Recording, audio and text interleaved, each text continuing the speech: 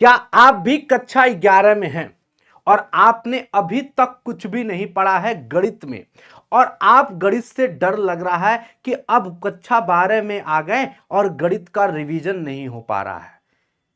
कक्षा 11 में आ गए, गणित में कुछ भी नहीं पढ़े हैं, जो पढ़े हैं वो रिवीजन नहीं है, जो रिवीजन है जो याद है उससे कॉन्फिडेंस नहीं आ रहा है। तो इन सारी समस्याओं का समाधान लेकर के हम आ चुके हैं, जिसमें आज हम आपको चैप्टर 1, चैप्टर 2 और चैप्टर 3 इसमें संपूर्ण रिवीजन कराने वाले हैं। अगर आपने इस वीडियो को, इस सेशन को आपने मन मस्तिष्क में उतार लिया तो यकीन मानिए कि आपको गणित में कोई भी डाउट नहीं रहेगा। प्यारे साथियों, हमारा एक ही लक्ष्य, एक ही नारा रहा है कि गणित में 100 में 100 हमारा। इसी स्लोगन को अपने जीवन में उतार लो। अगर जहां पे बैठे हो वहां पे लिख लो कि हमारा एक ही लक्ष्य, एक ही नारा, गणित में 100 में 100 हमारा। तो प्यारे साथियों, हमारा जो पहला अध्याय है जिसका नाम है चैप्टर 1 यानी सेट्स यानी समुच्चय। अब आप कहोगे कि इस अध्याय का क्या महत्व है, तो बहुत सारे इसमें बच्चे होंगे जिन्होंने चैप्टर 1 को पढ़ लिया होगा। बहुत सारे ऐसे बच्चे हैं पढ़ तो लिया है लेकिन भूल गए होंगे। बहुत सारे ऐसे बच्चे हैं जो अभी अभी आ रहे हैं और पढ़ना चाह रहे हैं। बेटा, मैं आपको बता देना चाहता हूं इन सारे बच्चों के लिए, चाहे कोई भी बोर्ड हो, चाहे आप बिहार बोर्ड को ले लो, चाहे यूपी बोर्ड को ले लो, चाहे कोई भी बोर्ड ले लो, भाई ये जो अध्याय है बहुत ज्यादा महत्वपूर्ण है। अब पूछोगे क्यों भाई?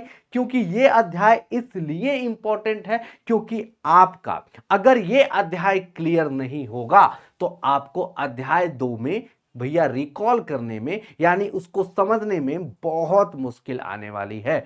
और आपने इन दोनों अध्याय को नहीं समझा, समुच्चय को नहीं समझा, आपने संबंध और फलन यानी जो दूसरा अध्याय है उसको नहीं समझा, तो बेटा यकीन मानिए आप कक्षा 12वीं में चाहे किसी भी बोर्ड से हैं, आप चाहे बिहार बोर्ड से हैं, चाहे यूपी बोर्ड से हैं, चाहे सीबीएसई बोर्ड से हैं, चाहे कोई भी बोर्ड से है, भैया आपको नहीं समझ में आने वाला है। इसलिए इस चैप्टर को पढ़ना अत्यंत जरूरी है क्योंकि आपके बिहार बोर्ड में अच्छा खासा यहां से नंबर मिलता है। तो प्यारे साथियों, चलिए स्टार्ट करते हैं और समझते हैं कि क्या होता है समुच्चय यानी सेट्स क्या होता है। तो प्यारे साथियों, अगर सेट्स की बात करें तो बहुत सारे इसमें साथी होंगे हमारे जो, है ना, वो समझ रहे होंगे कि समुच्चय क्या होता है। तो समुच्चय का मतलब, बहुत सारे ऐसे साथी होंगे जो समझ रहे होंगे समुच्चय का मतलब गुरुजी ये होता है कि भैया कहीं चम्मचों का सेट, बर्तनों का सेट। हाँ ठीक है, तुम सही समझ रहे हो, परंतु ये गणित का समुच्चय है, ये गणित का सेट है, इसका अलग मीनिंग होता है। क्या है इसका मीनिंग, समझते हैं। अगर इसके परिभाषा पे जाए तो परिभाषा ये कहती है well defined collection of an object, यानी कोई वस्तु है, उन वस्तुओं का सुव्यवस्थित संग्रह, वस्तुओं का सुव्यवस्थित संग्रह ही क्या कहलाता है, समुच्चय कहलाता है। ये तो परिभाषा हो गई, परंतु साहब इसका मीनिंग क्या है? हाँ, इसका एक्चुअल मीनिंग थोड़ा समझाइए इसको, तो मैं आपको बताता हूं। अब देखिए, समुच्चय को समझना है तो जैसे मान लो क्लास हो गई, क्लास जैसे कोई कक्षा है, कक्षा 11वीं की कक्षा है, तो उसमें मास्टर जी आए तुमको पढ़ाने के लिए। अब इसको एक कहानी के माध्यम से समझते हैं। तो कहानी के माध्यम से मास्टर जी ने कोई दो सवाल ऐसे पूछे, कोई दो सवाल पूछे। मास्टर जी ने क्या किया, दो सवाल पूछा। अब किसी कक्षा में, मतलब कक्षा 11 में, कक्षा 11 की अगर हम बात करें, कक्षा 11 में एक मास्टर आए और मास्टर जी ने दो सवाल पूछा। क्या सवाल पूछा, दो सवाल पूछा, दो सवाल पूछा, दो सवाल पूछा, दो सवाल पूछा, दो सवाल पूछा, दो सवाल पूछा। एक वो सवाल प्यारे बच्चों, एक वो सवाल जिसका जवाब सभी लोग, सभी बच्चे जो हैं समान उत्तर दे रहे हैं। मास्टर जी ने दो सवाल पूछा और मास्टर जी ने जो दो सवाल पूछा उसमें से बहुत सारे ऐसे बच्चे हैं जो समान उत्तर दे रहे हैं, समान उत्तर, समान उत्तर दे रहे हैं, समान उत्तर। और एक सवाल ऐसा पूछा जिसके उत्तर अलग अलग आ रहे हैं, जिसके अलग अलग उत्तर आ रहे हैं। क्या भैया? अलग अलग उत्तर आ रहे हैं, अलग अलग उत्तर आ रहे हैं, अलग अलग उत्तर आ रहे हैं, अलग अलग उत्तर। देखो, यानी देखो भैया, एक मास्टर जी आते हैं लंबे चौड़े और गणित की कक्षा में घुसते हैं और दो सवाल पूछते हैं। एक सवाल ऐसा होता है जिसका उत्तर सभी लोग वही देते हैं, समान उत्तर देते हैं, और एक सवाल ऐसा पूछते हैं जिसका उत्तर सभी लोग अलग अलग देते हैं, कोई कुछ और दे रहा है, कोई कुछ और दे रहा है। अब सुनना चाहोगे वो दो सवाल कौन थे? तो एक एग्जाम्पल के माध्यम से हम उन दोनों सवालों को पूछते हैं, हम आपसे भी पूछेंगे। तो पहला सवाल इसमें ये पूछते हैं, पहला सवाल आपसे ये पूछते हैं, पहला सवाल ये है, पहला समान उत्तर में पहला सवाल ये है कि अंग्रेजी अल्फाबेट में, यानी अंग्रेजी वर्णमाला में कितने अक्षर होते हैं? अंग्रेजी वर्णमाला में, अंग्रेजी वर्णमाला में कितने अक्षर, कितने अक्षर है? ये एक सवाल हो गया। पहला सवाल ये हो गया कि अंग्रेजी वर्णमाला में कितने अक्षर होते हैं, इंग्लिश अल्फाबेट में कितने लेटर होते हैं। तो इस सवाल का उत्तर सारे लोग सेम दे रहे हैं, आप भी सेम दोगे, सब भी दोगे, सारे बच्चे कमेंट बॉक्स में लिखेंगे, इस सवाल का उत्तर देंगे भैया 26 26 26। अरे ABCD भैया बचपन से पढ़ते हुए आ रहे हो, जैसे तुम मतलब चलना सीखे, मम्मी ने पढ़ाना यही शुरू किया ABCD। सारे बच्चे जानते हैं 26 अक्षर होते हैं, और सभी लोग उत्तर क्या देंगे? इसका सेम देंगे, और इसका उत्तर भैया क्या होगा? सेम। इसका उत्तर सेम होगा, और क्या होगा भैया? 26। किसी को कोई कंफ्यूजन तो नहीं है भैया? 26 अक्षर ही होते हैं अंग्रेजी अल्फाबेट में। चलो, ए से लेके जेड तक। अब दूसरा सवाल क्या है? दूसरा सवाल यह है कि जिसका उत्तर सभी लोग अलग अलग देंगे।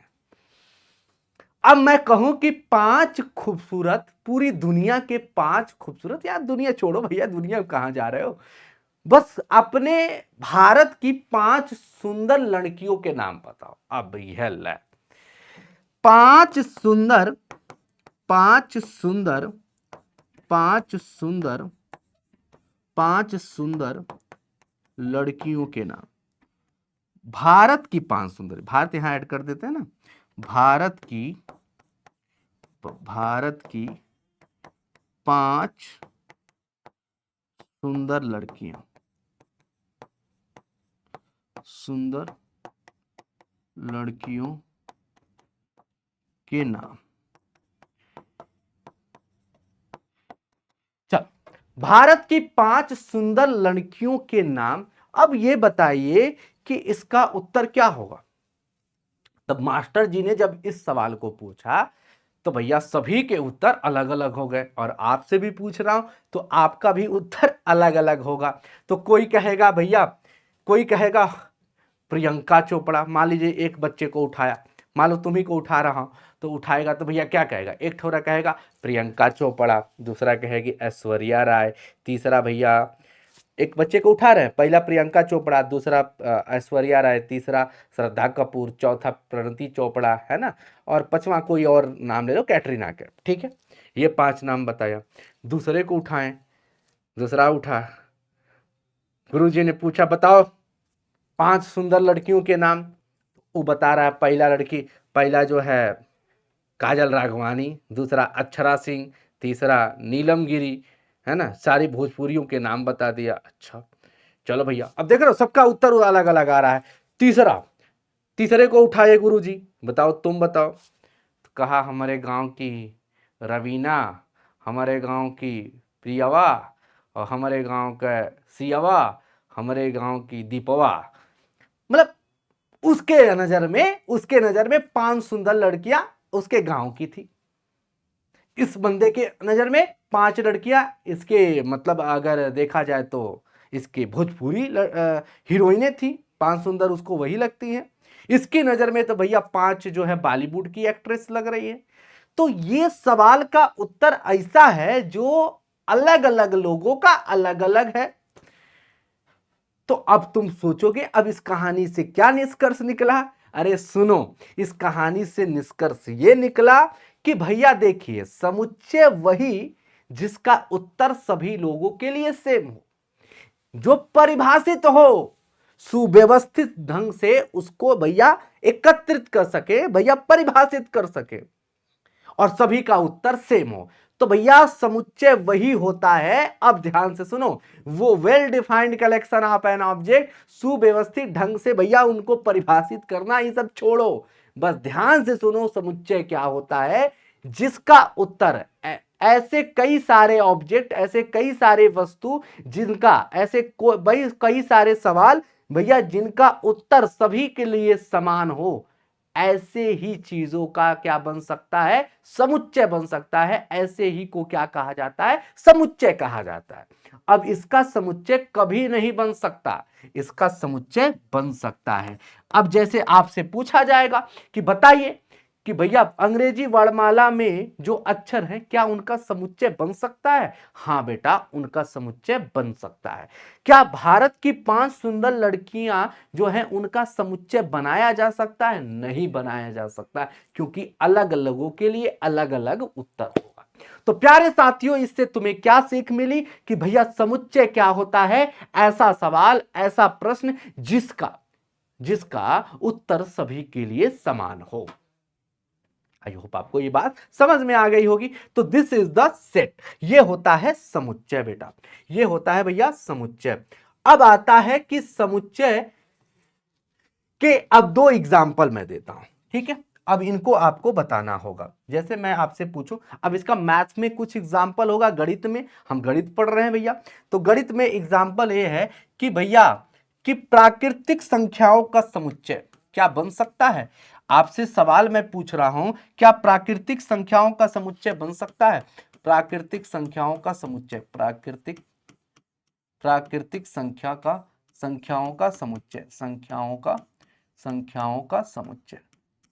का समुच्चय, प्राकृतिक संख्याओं का समुच्चय। तो भैया ये एक सेट है, प्राकृतिक संख्याओं का समुच्चय।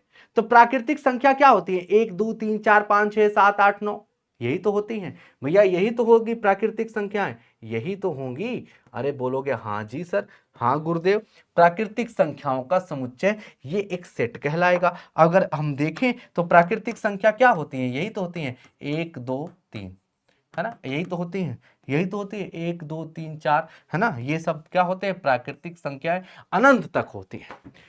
अब आता है दूसरा कि समुच्चय को निरूपित कैसे करते हैं, रिप्रेजेंट कैसे करते हैं, समुच्चय को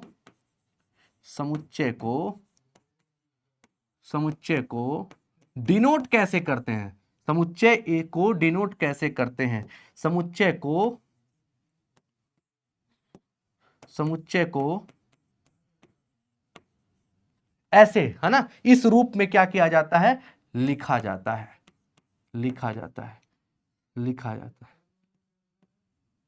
कर्ली ब्रैकेट में लिखा जाता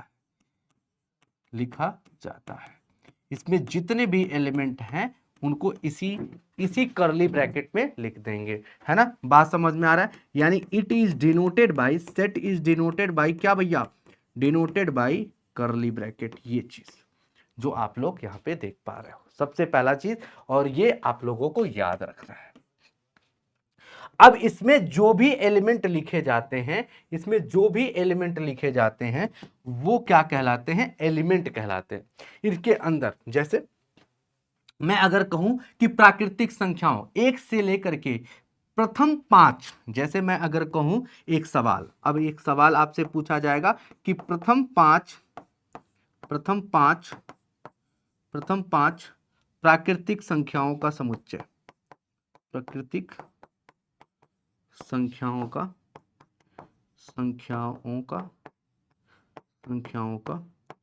समुच्चय।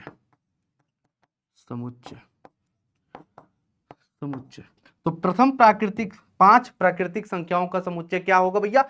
1 से लेकर के 5, 1 2 3 4 और 5, और ये रहा इस सवाल का उत्तर।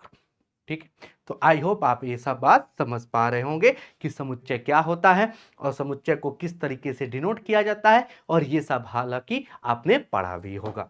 अब आ जाते हैं भैया कि समुच्चय को निरूपित कैसे करते हैं, रिप्रेजेंट कैसे करते हैं, मतलब समुच्चय को कितने तरीके से लिखा जा सकता है, कितने तरीके से रिप्रेजेंट किया जा सकता है। तो पहला होता है भैया रोस्टर फॉर्म यानी रोस्टर रूप, और दूसरा होता है भैया सेट बिल्डर फॉर्म यानी समुच्चय निर्माण रूप।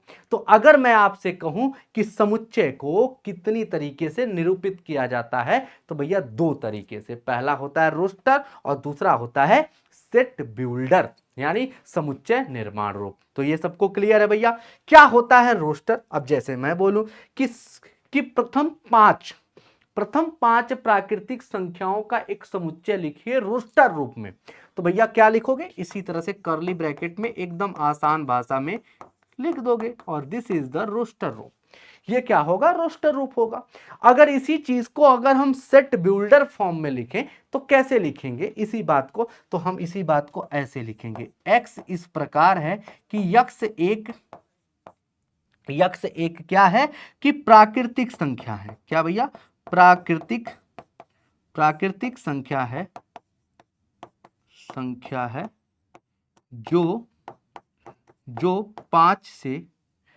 जो पांच तक है ना, जो 6 से कम है, ठीक है, जो 6 से कम है, इस तरीके से लिख दोगे। मतलब इसको डिफाइन करके एक तरीका ये हो गया। एक तरीका और क्या है भैया? यक्ष इस प्रकार है कि यक्ष जो भी है वो एक क्या है? नेचुरल नंबर है। क्या है भैया? एक नेचुरल नंबर है। यक्ष क्या है? एक नेचुरल नंबर। एक्स जो है वो एक क्या है? नेचुरल नंबर है। यानी x जो है एक प्राकृतिक संख्या है, यानी आपका नेचुरल नंबर है। x is equal to n यानी प्राकृतिक संख्या है, जिसको आप n लिख सकते हो ऐसे n। यहाँ पे x इस प्रकार है कि x जो है वो एक नेचुरल नंबर है, जिसमें x की जो वैल्यू है वो क्या है भैया? 5 तक है। इस तरीके से मैथमेटिकल फॉर्म में लिख सकते हो। तो भाई आपने क्या समझा कि जो समुच्चय होता है वो कितने प्रकार का होता है? वो दो प्रकार का होता है। पहला जो होता है रोस्टर और दूसरा होता है भैया सेट बिल्डर फॉर्म यानी समुच्चय निर्माण रूप। अब आ जाते हैं कि समुच्चय कितने प्रकार के होते हैं। ठीक है भाई, समुच्चय के कितने प्रकार होते हैं, अब हम इस पर बात करते हैं कि समुच्चय के कितने प्रकार होते हैं। समुच्चय के भैया जो यहाँ पे दिख रहा है, रिक्त समुच्चय, एकल समुच्चय, युग्म समुच्चय, समतुल्य समुच्चय, बराबर समुच्चय, और इसके बाद हमारा आता है भैया परिमित समुच्चय और अपरिमित समुच्चय। इन सबको हम लोग एक एक करके अब थोड़ा सा समझते हैं। रिक्त समुच्चय, जिसको अंग्रेजी में पहला समुच्चय जो हमें पढ़ना है वो है रिक्त समुच्चय, जिसे कहते हैं हम लोग इम्पटी समुच्चय सेट या नल सेट। ये क्या होता है? एक ऐसा समुच्चय, एक ऐसा सेट जिसमें कोई भी एलिमेंट ना हो, कोई भी अवयव ना हो, जैसे ये खाली। हाँ, इसको इस तरह से डिनोट किया जाता है फाई से। क्या? इसको फाई से भी डिनोट किया जाता है। ठीक है। एकल समुच्चय, जिसे भैया सिंगलटन सेट भी कहा जाता है, एक ऐसा समुच्चय जिसमें एक ही अवयव हो। क्या हो? एक ही अवयव हो। एक ऐसा समुच्चय जिसमें एक ही अवयव हो, उसे क्या कहते हैं? सिंगलटन सेट कहते हैं। तीसरा जो है हमारा युग्म समुच्चय, जिसको हम पेयर सेट कहा जाता है। पेयर सेट क्या होता है बच्चों? एक ऐसा समुच्चय जिसमें दो एलिमेंट हो, उसे क्या कहा जाता है? युग्म समुच्चय कहा जाता है। जैसे ये हो गया, ये हो गया, ये क्या कहलाते हैं? युग्म समुच्चय कहलाते हैं, यानी पेयर सेट कहलाता है।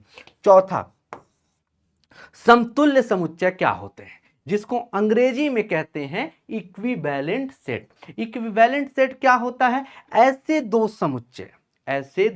समुच्चय जिनके अगर मैं देखूं, यानी ऐसे दो समुच्चय जिसमें नंबर ऑफ एलिमेंट्स क्या हो? इक्वल हो, यानी जिसमें एलिमेंट्स की नंबर जो है वो इक्वल हो। जैसे अगर मैं कहूं कि 1, 2 और ये है लिखा A, B, तो ये अगर A समुच्चय लिखा है और ये B समुच्चय लिखा है, तो A जो है और A और B क्या कहलाएंगे भैया? A और B क्या कहलाएंगे? एक क्या कहलाएंगे भैया? समतुल्य समुच्चय कहलाएंगे, यानी इक्विवेलेंट सेट कहलाएंगे। तो ऐसे दो समुच्चय जिनमें भैया नंबर ऑफ एलिमेंट सेम हो, नंबर ऑफ एलिमेंट सेम हो, यानी नंबर ऑफ एलिमेंट सेम हो, नंबर ऑफ एलिमेंट क्या हो बच्चों, सेम हो, नंबर ऑफ एलिमेंट क्या हो, सेम हो, number of element same. Is it clear that? चलो नेक्स्ट है भैया बराबर समुच्चय क्या होता है, जिसे हम इक्वल सेट कहते हैं। इक्वल सेट क्या होता है, यानी बराबर समुच्चय क्या होता है, ऐसे दो समुच्चय जिनमें भैया अवयवों की संख्या तथा साथ में भैया अवयवों की संख्या के साथ साथ संख्या जो लिखा गया है एलिमेंट वो भी सेम रहे। मतलब इसमें देखोगे कि इसमें भी दो एलिमेंट हैं, इसमें भी दो अवयव हैं, इसमें भी दो अवयव, इसमें भी दो अवयव। पहली कंडीशन। दूसरी कंडीशन क्या, दूसरी शर्त क्या बच्चों, दूसरी शर्त ये है कि भैया एलिमेंट सेम होने के साथ साथ एलिमेंट सेम भी होना चाहिए नंबर ऑफ एलिमेंट के साथ साथ। तो यहां भी 1 है, यहां भी 1 है, यहां भी 2 है, यहां भी 2 है, तो यहां पे हम कहेंगे कि ए जो है बी के बराबर है, यहां ए जो है बी के बराबर है। तो ये समुच्चय के 5 प्रकार हो गए। 2 प्रकार और बचे हैं, जिसमें है परिमित समुच्चय और अपरिमित समुच्चय। अब परिमित क्या होता है बच्चों, जिसे अंग्रेजी में कहते हैं भाई फाइनाइट सेट। फाइनाइट सेट क्या होता है, एक ऐसा समुच्चय जिसका एक लिमिट हो, जिसकी एक सीमा हो, उसे क्या कहते हैं, परिमित समुच्चय कहते हैं। जैसे एग्जाम्पल के रूप में, जैसे एग्जाम्पल के रूप में 1 2 3 है ना, और ये गया 10 तक।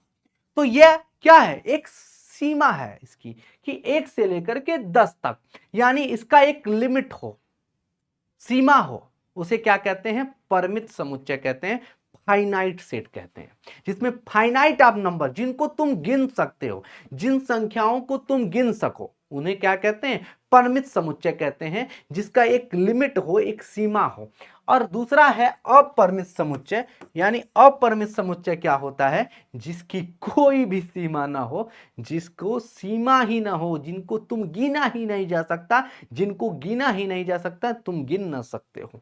जैसे 1 2 3 एक सेट दिया गया, और ये देखिए डैश डैश डैश लगा दिया, डैश डैश डैश लगा दिया, इसका मतलब ये अनंत तक जा रहा है, कितना जा रहा है हमें नहीं पता है। दिस इज द अपरिमित समुच्चय, यानी इनफाइनाइट सेट।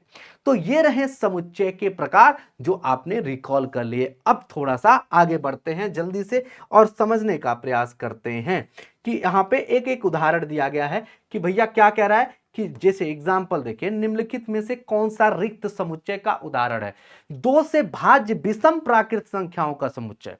अब इसको स्क्रीनशॉट ले लीजिए, इसका उत्तर आपको बताना है। मैं थोड़ा सा समझा देता हूं। क्या रहा कि 2 से भाज्य मतलब 2 से विभाजित होने वाले विषम प्राकृत संख्याओं का समुच्चय। अब एक बात बताओ, विषम भी हो और विषम भी हो, विषम प्राकृत विषम भी हो और 2 से विभाजित भी हो, क्या ऐसा संभव है? विषम संख्या क्या होती है, 1 1 3 5 7, जो 2 से विभाजित नहीं होती है। अब ये कह रहा है ससुरा कि 2 से भाज्य विषम प्राकृत संख्याओं का समुच्चय क्या एक रिक्त समुच्चय है? तो बेटा एकदम है। 2 से विभाजित होने वाले अवयव जो भैया विषम हो सकते हैं भैया, 2 से विभाजित होने वाले तो सम ही होंगे ना। तो ऐसी कोई संख्या बताओ जो 2 से विभाजित हो और वो विषम संख्या हो, ऐसा कोई नहीं है। तो अब आपको बताना है कि रिक्त है कि नहीं है। तो रिक्त का मतलब जिसमें कोई, मतलब समुच्चय में कुछ भी ना मिले, खाली। अब इसका उत्तर आपको देना है, मैंने सब कुछ बता दिया है। दूसरा सवाल आपसे पूछा है कि सम अभाज्य संख्याओं का समुच्चय, सम हो और अभाज्य हो। सम मतलब इवन नंबर जो 2 से विभाजित होते हैं, और अभाज्य हो, ध्यान दीजिएगा, अभाज्य यानी सम भी हो अभाज्य हो, इवन प्राइम नंबर, उनका क्या समुच्चय बन सकता है? क्या उनका समुच्चय एक कौन सा समुच्चय होता है? रिक्त समुच्चय का उदाहरण है या नहीं, यह भी उत्तर आपको देना है, अगर आप समझ गए तो। देखो, रिक्त समुच्चय का मतलब यहां पे यह है कि रिक्त समुच्चय मतलब उसमें कोई भी ऐसा समुच्चय जिसमें कोई भी एलिमेंट्स ना हो, कोई भी अवयव ना हो मेरी जान। चलो आगे बढ़ जाए। अब हमको लगता है इस सवाल का उत्तर आप लोग दे पा रहे हो। चलिए अब यहां पे एक और एग्जांपल है कि भैया इसमें से बताना है कि कौन सा परिमित है कौन सा अपरिमित है। तो परिमित समुच्चय यानी जिसको तुम गिन सकते हो, जिसकी कोई सीमा हो। तो भैया वर्ष के महीनों का समुच्चय, दिस इज द परिमित समुच्चय, यानी ये एक फाइनाइट सेट होगा। 1 2 3 डैश डैश डैश डैश, कहां तक जा रहा है नहीं पता, दिस इज द अपरिमित समुच्चय। ये क्या है? अपरिमित है। ये क्या है? अपरिमित है। ये क्या है? परिमित है। परिमित, परिमित। ये क्या है? परिमित। और ये क्या है भैया? 1 से लेकर के 100, यहां पे एक सीमा दे दी गई है, यानी 100, यानी इसका मतलब परिमित होगा। ये क्या होगा मेरी जान? परिमित होगा। देन चलो आगे बढ़ जाते हैं। अब थोड़ा सा समझते हैं इससे पहले, है ना, कि भैया ये एक साइन होता है। इस साइन का मतलब क्या होता है? इस साइन का मतलब होता है बिलोंग्स टू। क्या भैया? इस साइन का मतलब होता है बिलोंग्स टू। और इस साइन का मतलब होता है not belongs to. Not belongs to, not belongs to. इस साइन का मतलब क्या होता है? Not belongs to. यानी इस साइन का अर्थ ये होता है कि बिलोंग कर रहा है, मतलब उसमें है। जैसे अगर मैं एग्जांपल दूं, जैसे ए बराबर एक समुच्चय है 0 1 2 3 4 5, है ना, और ऐसे दे दिया और बोला ऐसे एग्जांपल, बताइए बताइए पहला सवाल, यानी 0, अब बताना है इनमें और इनमें से क्या होगा पहले सवाल में, और दूसरे सवाल में आपको बताना है पहले और दूसरे में से कौन सा भरा जाएगा। तो देखिए पहला सवाल क्या कह रहा है कि 0 और खाली स्थान दे दिया, पूर्ति करना है, ये बिलोंग्स टू का साइन होगा कि नॉट बिलोंग्स टू का साइन होगा। तो बच्चों अगर मैं बोलूं तो इसमें क्या उत्तर होगा? तो बोलोगे गुरुजी इसमें बिलोंग्स टू का साइन होगा, क्योंकि 0 जो है समुच्चय ए में है। तो समुच्चय ए में है तो इसका मतलब बिलोंग्स टू का। 7 जो है इस समुच्चय में नहीं है तो नॉट बिलोंग्स टू। क्लियर है भैया? ये दोनों साइन का मतलब समझ में आ गया। तो अगर समझ में आ गया तो थोड़ा सा आगे बढ़ेंगे, अब समझेंगे कि उप समुच्चय क्या होता है। उप समुच्चय यानी अंग्रेजी में कहते हैं सबसेट। यदि ए और बी इस प्रकार के दो समुच्चय हो कि ए का प्रत्येक अवयव बी में भी हो, और तो समुच्चय ए को समुच्चय बी का उप समुच्चय कहते हैं। इसे डिनोट किया जाता है ए सबसेट बी के रूप में। क्या लिखते हैं इसे डिनोट किससे कहते हैं? ए सबसेट बी के रूप में इसे डिनोट करते हैं। प्यारे बच्चों बात समझ में आ रहा है? ए सबसेट बी के रूप में इसे लिखते हैं।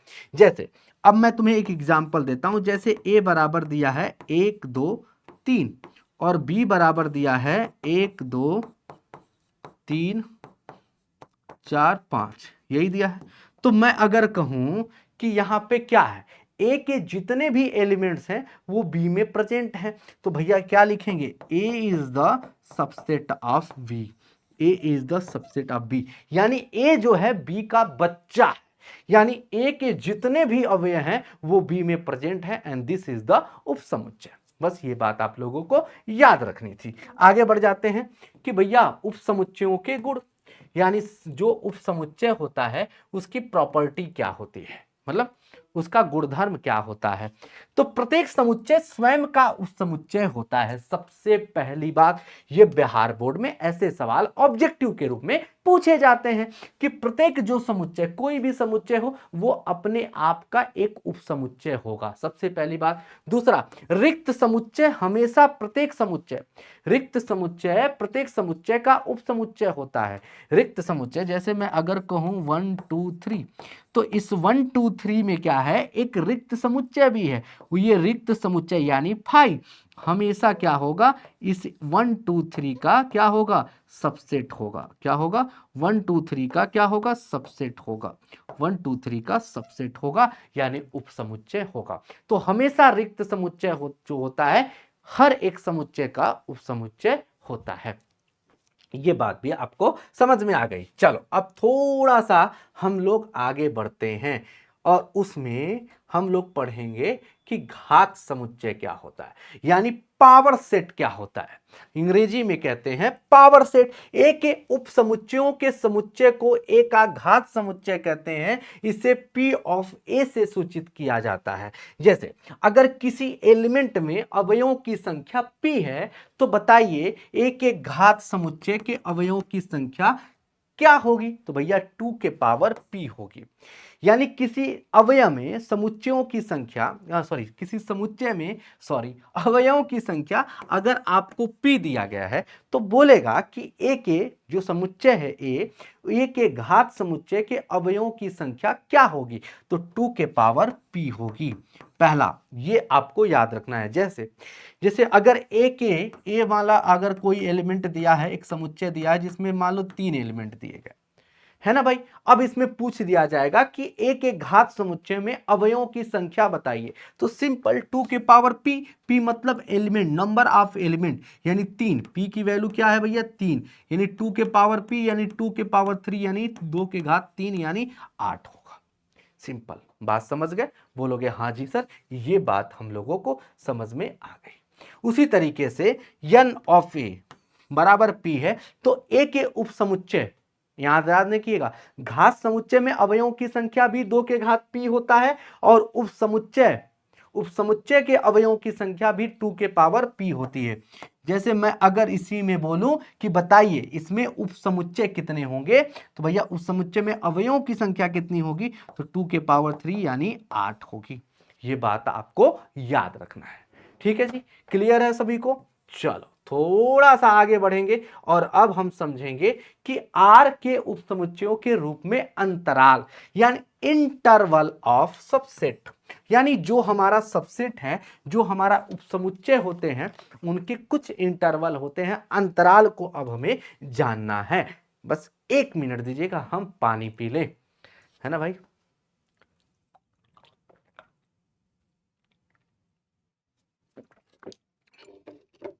तो अंतराल में अब हम लोग समझने वाले हैं अंतराल को। ठीक है भाई, अब अंतराल को हम लोग समझेंगे कि अंतराल क्या होता है। तो जो इंटरवल होता है वो 4 प्रकार के होते हैं। पहला जो होता है वो होता है ओपन इंटरवल, यानी जो कहते हैं खुला अंतराल, यानी पहला हमें जो पढ़ना है वो होता है ओपन इंटरवल।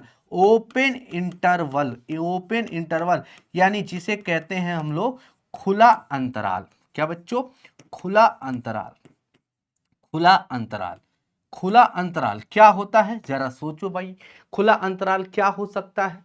भैया ओपन इंटरवल कुछ और नहीं, जिसमें इस तरीके से डिनोट किया जाता है ए कामा बी, यानी छोटे ब्रैकेट यानी स्मॉल ब्रैकेट में ए कामा बी लिखा हो। इसका क्या अर्थ होता है गुरुजी? यानी जिसमें ए भी नहीं हो सम्मिलित और बी भी सम्मिलित ना हो। नहीं समझ में आया? एक उदाहरण देते हैं बेटा, एक उदाहरण देते हैं। जैसे लिखा है 2,5, यानी स्मॉल ब्रैकेट से 2,5 लिखे हो, यानी इसका अर्थ ये होता है जिसमें 2 भी शामिल नहीं है, 5 भी शामिल नहीं है, परंतु इनके बीच की संख्या यानी 2 से 5 के बीच की संख्या क्या होती है, 3 और 4। इसका अर्थ जो हुआ ये हुआ।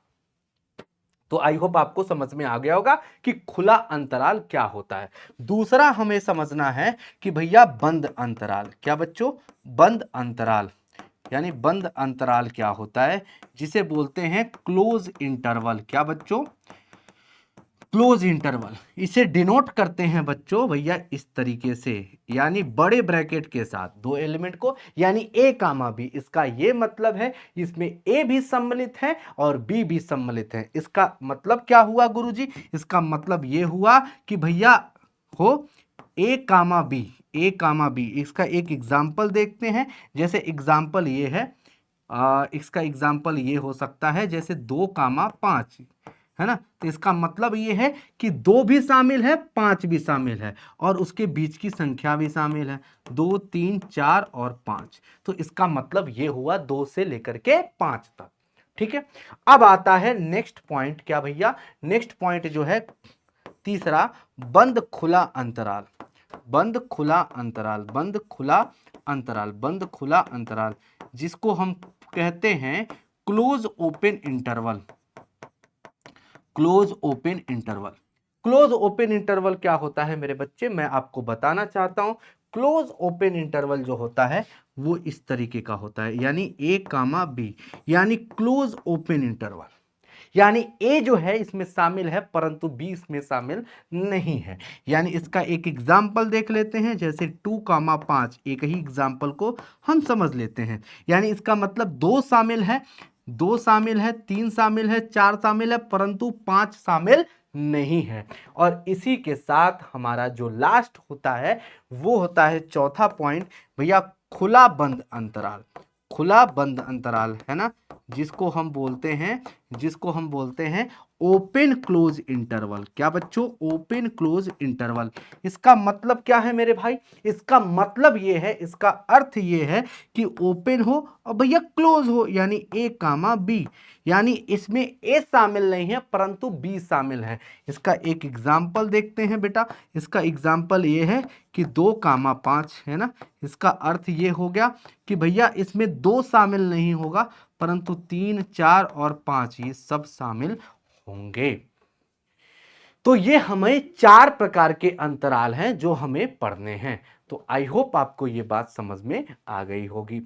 चलिए अब बिना देर किए थोड़ा सा आगे बढ़ेंगे और क्या समझेंगे कि भैया समुच्चय पर लगने वाली संक्रियाएं, कि जैसे होता है ना कि अगर मैं गणित की बात करूं तो गणित में कितने प्रकार की संक्रिया होती है। तो प्यारे बच्चों, अगर मैं आपसे कहूं कि गणित में कितनी प्रकार की संक्रिया होती है तो आप बोलोगे गुरुजी गणित में 4 प्रकार की संक्रियाएं होती हैं।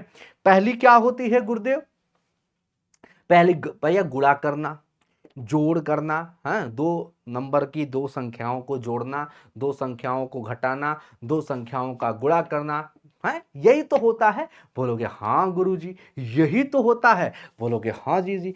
तो फिर इसी तरीके से समुच्चय में भी 4 प्रकार की क्या होती हैं, संक्रियाएं होती हैं। यानी समुच्चय पर, समुच्चय,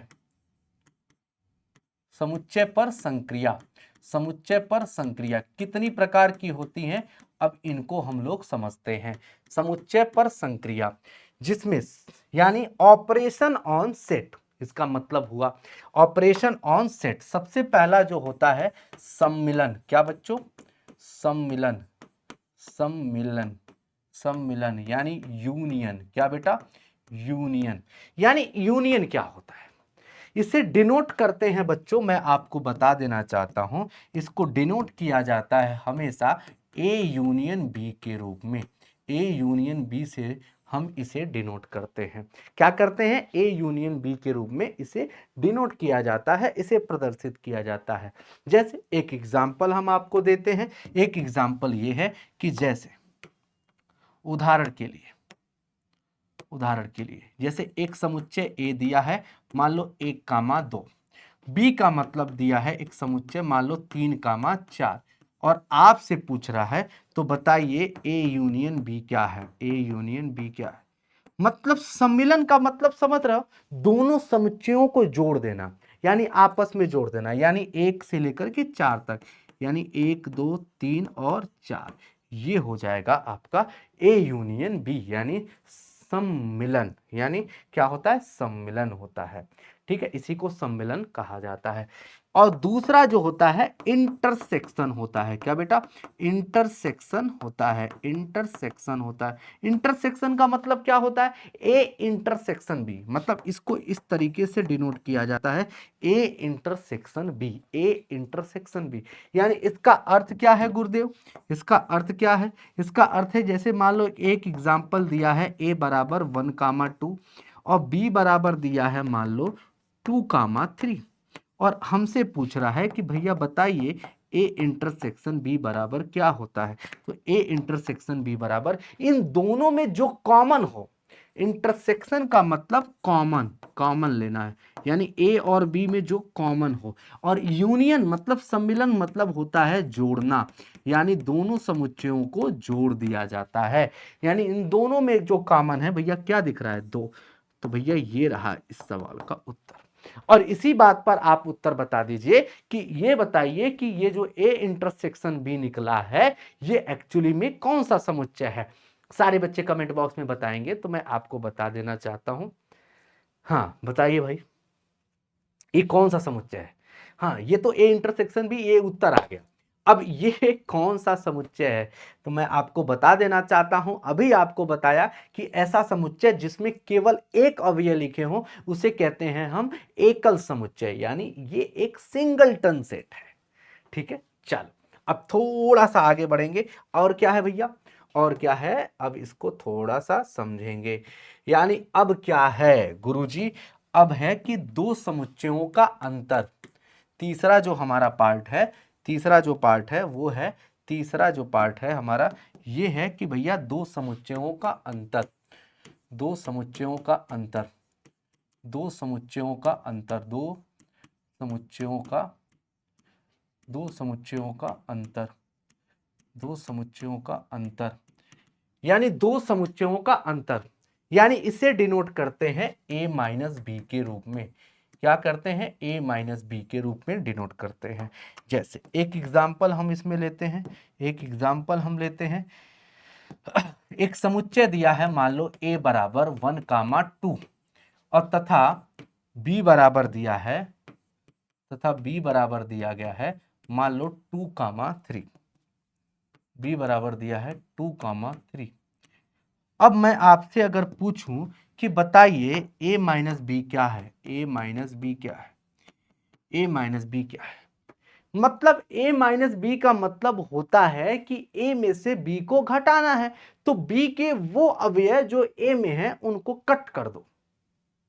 बात को समझे, यानी b के वो एलिमेंट जो a में है उनको काट दो, यानी 2 है तो 2 इसमें से काट दो, बचा क्या 1, and this is the a minus B. और इसी में अगर पूछता b माइनस ए तो a के वो अवयव जो b में है उन्हें काट दो, यानी 2 काटते, उत्तर आता 3, and this is the a minus B. यानी दो समुच्चयों को अगर घटाना है तो ये बात तो आपको पता होगा। ये एक पहला एग्जाम्पल हो गया। दूसरा एग्जाम्पल, जैसे a बराबर अगर मैं आपको कहूं, अगर मैं कहूं कि भैया 1, 2, 3, 4 लिखा है तथा b बराबर आपको लिखा गया है जैसे मान लो 2, 3, 4, है ना, 2, कुछ लंबा हो गया, 3, 4, 5, 6, है ना। और मैं आपसे कहूं कि चल भैया बता a माइनस बी क्या होगा, a माइनस बी क्या होगा, इन दोनों में से घटाओ, यानी a में से b को घटाओ, यानी b के वो अवयव देखो जो a में है, यानी 3, 4, 5, यानी 3, 4 काट दो भैया, बचेगा क्या 1, 2। ये रहा इस सवाल का सही उत्तर, यानी दो समुच्चयों का अंतर। ठीक है, डन। अब चलते हैं, एक हमारा बचा हुआ है, उसे कहते हैं क्या, आप लोग सोच पा रहे हो क्या है भैया, इसे कहते हैं कॉम्प्लीमेंट्री, यानी ए डैश। ये क्या होता है, मैं अब लिख रहा हूं चौथा पार्ट, अब इसका उत्तर आप लोग दीजिएगा इसे क्या कहते हैं।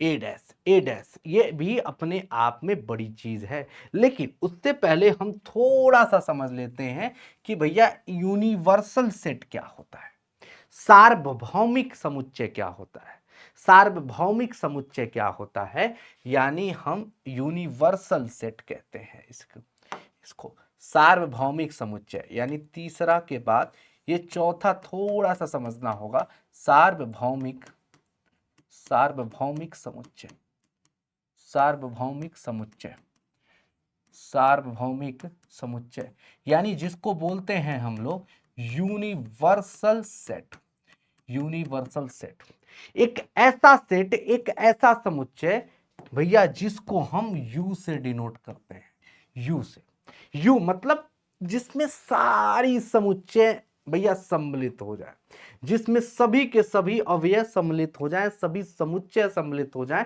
उसी को कहते हैं हम लोग सार्वभौमिक समुच्चय। इज इट क्लियर दैट, बोलोगे हाँ जी सर ये बात आपको क्लियर है और हमें भी क्लियर है ये बात।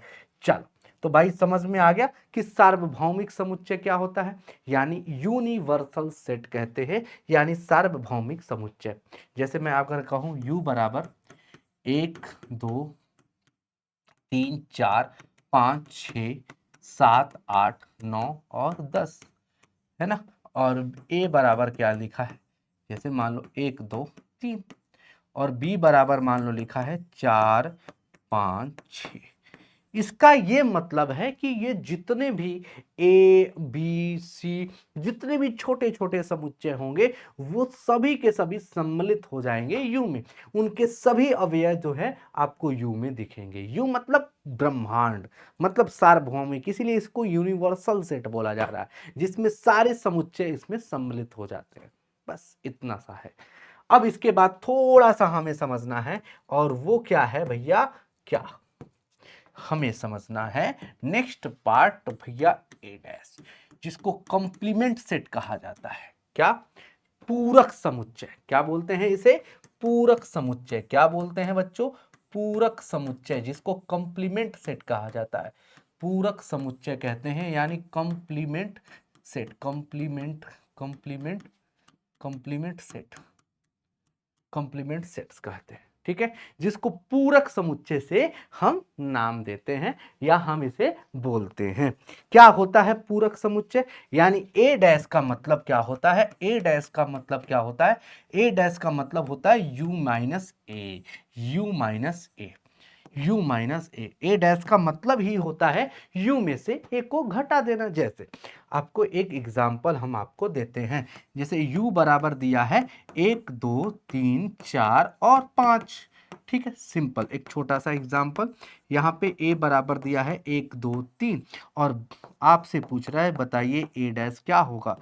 सिंपल, इस सवाल का उत्तर जो होगा वो क्या होगा, देखिए मतलब ए डैश का मतलब होता है यू में से ए को घटाना। तो मतलब ए के वो एलिमेंट जो यू में है उनको काट दो, यानी 1 2 3 यहां से काट दो, बचेगा क्या? 4 कामा 5, 4 कामा 5। और ये रहा इस सवाल का सही जवाब, यानी पूरक समुच्चय। डर है? हाँ, चलो इसी बात पर एक भैया एक ले लो भैया तुम टॉफी, टॉफी ले लो भैया, एडवांस में एक ऑफर कह सकते हो, ऑफर कह सकते हो, मतलब इसके साथ एक में एक के साथ एक फ्री प्रोडक्ट है ना। प्रोडक्ट क्या है भैया, कि अगर भैया ए डैश हो और उसका एक बार और डैश निकालें, ए का पूरक फिर से पूरक करोगे तो भैया वो ए के बराबर आ जाएगा। And this is the double complementary law, यानी इसको बोलते हैं द्विपूरक नियम, द्विपूरक नियम, इसे बोलते हैं द्विपूरक नियम, इसको बोलते हैं द्विपूरक नियम, यानी डबल कंप्लीमेंट्री लॉ। यानी इसका अर्थ क्या है, यानी अब ए डैश का भी डैश निकालोगे, यानी ए डैश का भी डैश निकालोगे, इसका फिर से पूरक निकालोगे तो भैया 4 5 अगर काट दोगे तो तुम्हारे पास 1 2 3 आएगा, यानी ए आ जाएगा। तो दिस इज द पूरक समुच्चय। ठीक है, आई होप आपको ये बात समझ में आ गई होगी, है ना, क्लियर है भैया। अब इसी के साथ आपको एक बात और समझनी है, यानी इन सब से एक हट करके बनता है एक D Morgan's theorem. D Morgan's theorem क्या है भैया, क्या डी, इसी को प्यार से बोला जाता है डी मॉर्गन थ्योरम, है ना, डी मॉर्गन्स थ्योरम। क्या बोलते हैं इसे? D Morgan's theorem, D Morgan's theorem. ठीक है, इसको बोलते हैं, इसको हम प्यार से हम लोग डी मुर्गन कहते हैं। क्या है भैया क्या कहते हैं इसको, सब लोग समझते जाइए समझते जाइए।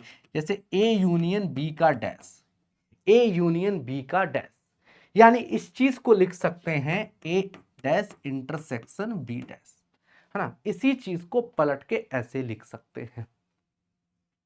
क्लियर है भैया, सबको समझ में आ रहा है? A union B. अच्छा, इन सबको पहले तो आपको ये भी बात समझना पड़ेगा कि भैया ए की, जैसे मान लो अगर लिखा है कहीं पे कि अगर मान लो ए की प्रायिकता प्लस बी की नहीं प्रायिकता बराबर जो होता है 1 होता है, ये चीज आप सबको समझ में आती है? बोलोगे हाँ जी सर, ये बात हमने प्रायिकता में पढ़ी थी। तो उसी तरीके से अगर मैं बोलूं ए प्लस ए डैश बराबर क्या होता है? 1 होता है। क्या होता है, a प्लस ए डैश बराबर 1 होता है। ठीक है, ये सब प्रायिकता में आपने पढ़ा होगा। तो उसी तरह से डी मॉर्गन्स, मैं अगर बोलूं कि ए डैश बराबर क्या होगा तो 1 माइनस ए होगा, या मैं बोलूं कि ए बराबर क्या होगा तो 1 माइनस ए डैश होगा, है ना। तो डी मॉर्गन्स थ्योरम क्या होता है ये आपको समझनी है। हमने आपको बताया हुआ है, कई बार आपको पढ़ाया है हुंकार बैच में, ए यूनियन बी डैश को क्या लिख सकते हैं, दूसरा ए इंटरसेक्शन बी डैश को क्या लिख सकते हैं। तो ये दोनों बातें आप लोगों को मैं रिक्त छोड़ता हूं, और इसका उत्तर आप लोगों को कमेंट बॉक्स में देना है। इसका उत्तर क्या होगा, इसका उत्तर आपको कमेंट बॉक्स में देना है कि हमने आपको हुंकार बैच में पढ़ाया था। तो बहुत सारे इसमें साथी हैं जो हुंकार बैच में पढ़े हैं, और सारे बच्चे जो भी नहीं जानते हैं वो एक बार सर्च करेंगे, थोड़ा सा अपने अंदर उत्सुकता लाएंगे कि क्या होता है डी मॉर्गन्स थ्योरम और ये एक्चुअली में क्या कहलाता है। ठीक है, तो एक बार A union B dash actually में क्या होगा इक्वल टू, और ए इंटरसेक्शन बी का डैश क्या होगा एक्चुअली में। ठीक है, अब इसी के साथ आपको एक एप्लीकेशन पढ़ाया जाता है, और वो एप्लीकेशन क्या होता है जरा देखिएगा। वो एप्लीकेशन ये होता है, पहला पार्ट कि A union B, N of A union B बराबर, N of A union B बराबर क्या होता है, एन ऑफ ए का समुच्चय प्लस समुच्चय ए में अवयवों की संख्या प्लस समुच्चय बी में अवयवों की संख्या माइनस ए इंटरसेक्शन बी में अवयवों की संख्या। ठीक है भाई, बोलोगे हाँ जी सर, ये होता है। अब इस पर सवाल कैसे बनते हैं, अब इस पर सवाल कैसे बनते हैं, इस पर सवाल इस तरीके से बनते हैं जो हमने आपको करा दिया है, बस ये रिवीजन के पर्पज से ये फॉर्मूले याद रखने हैं। और ये सवाल, ये फॉर्मूला इतना ज्यादा इंपॉर्टेंट है बच्चों, मैं आपको बता देना चाहता हूं, ये इतना ज्यादा इंपॉर्टेंट है कि ये कक्षा 11 के साथ साथ कक्षा 12 में भी महत्व रखता है। कि जैसे आपसे सवाल पूछेगा कि कुछ ऐसे लोग हैं कम्युनिटी में, जैसे कम्युनिटी के 200 लोग हैं, जैसे कम्युनिटी में एक सोसाइटी है, उस सोसाइटी में टोटल जो है मतलब अगर मान लो कि 200 लोग रहते हैं, टी कितने लोग पसंद करते हैं, तो भैया टी मान लो उसमें से 100 लोग पसंद करते हैं। मैं बोलूं कि कॉफी कितने लोग पसंद करते हैं, भैया दूसरा बोला कि भाई 50 लोग उस पूरे 200 में से। तो मैंने ऐसा बोला कि ऐसे कितने लोग हैं जो टी और कॉफी दोनों पसंद करते हैं। ऐसे सवाल आपसे पूछे जाते हैं बेटा, टी और कॉफी दोनों लोग पसंद करते हैं। तो आपको सिंपल इस सारे डाटा को यहाँ पे रख देना है और उत्तर आपके सामने आ जाएगा। टोटल आपके पास यहाँ पे क्या हो जाएगा, 200 हो जाएगा बराबर ए का समुच्चय मतलब टी मतलब लाइक का ए समुच्चय यानी 100 डाल दोगे, और प्लस बी यानी कॉफी यानी 50 डाल दोगे। आपसे क्या पूछा है, आपसे पूछा है कि भैया ऐसे कितने लोग हैं जो टी और कॉफी दोनों पसंद करते हैं। मतलब समझ पा रहे हो, दोनों एंड जब आए, और की बात जब भी आता है तो यहाँ पे लिख लीजिए, और की जब भी बात आती है इंटरसेक्शन होगा, और यानी आ की बात होगी तो इसका मतलब यूनियन होगा। ये बात आप लोगों को याद रखना है। तो माइनस यानी आपको ये चीज निकालना है और इसको आप सॉल्व कर दोगे, उत्तर आ जाएगा। सिंपल, आप सभी को पता है उत्तर क्या होगा, 100 प्लस 50 150 हो जाएगा, माइनस एक्स इधर आएगा यानी एक्स की वैल्यू आपकी 50 हो जाएगी। सिंपल सी लॉजिक है, इसमें बहुत ज्यादा घबराने की जरूरत नहीं है। ठीक है, क्लियर है सभी को।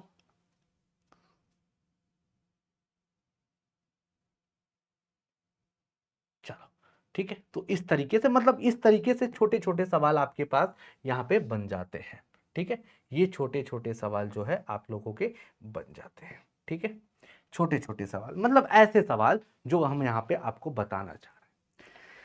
चलिए, अब आता है कि हमारा पहला चैप्टर आपका कंप्लीट हो गया, पहला चैप्टर पहला अध्याय कंप्लीट हो गया। हमें इतना ही याद रखना है आपके एग्जाम के पर्पज से, जो आप लोग भूल गए थे। तो आई होप आपको चैप्टर 1 क्लियर हो गया। अब हम चलते हैं चैप्टर 2 की तरफ। चैप्टर 2 हमारा क्या है, संबंध और फलन, जिसे बोलते हैं रिलेशन एंड फंक्शन। चैप्टर 2। मैं आपको बता दूं कि ये अध्याय ऐसा है कि आपको इसे समझना ही पड़ेगा, बिना इसके समझे आप क्लास 12th का रिलेशन एंड फंक्शन नहीं समझ पाएंगे। तो क्या होता है ये संबंध और फलन, आइए इसको हम लोग समझते हैं क्या होता है। देखो, सबसे पहले संबंध फलन को अगर देखा जाए तो संबंध और फलन में कौन कौन से टॉपिक आपको पढ़ने होते हैं।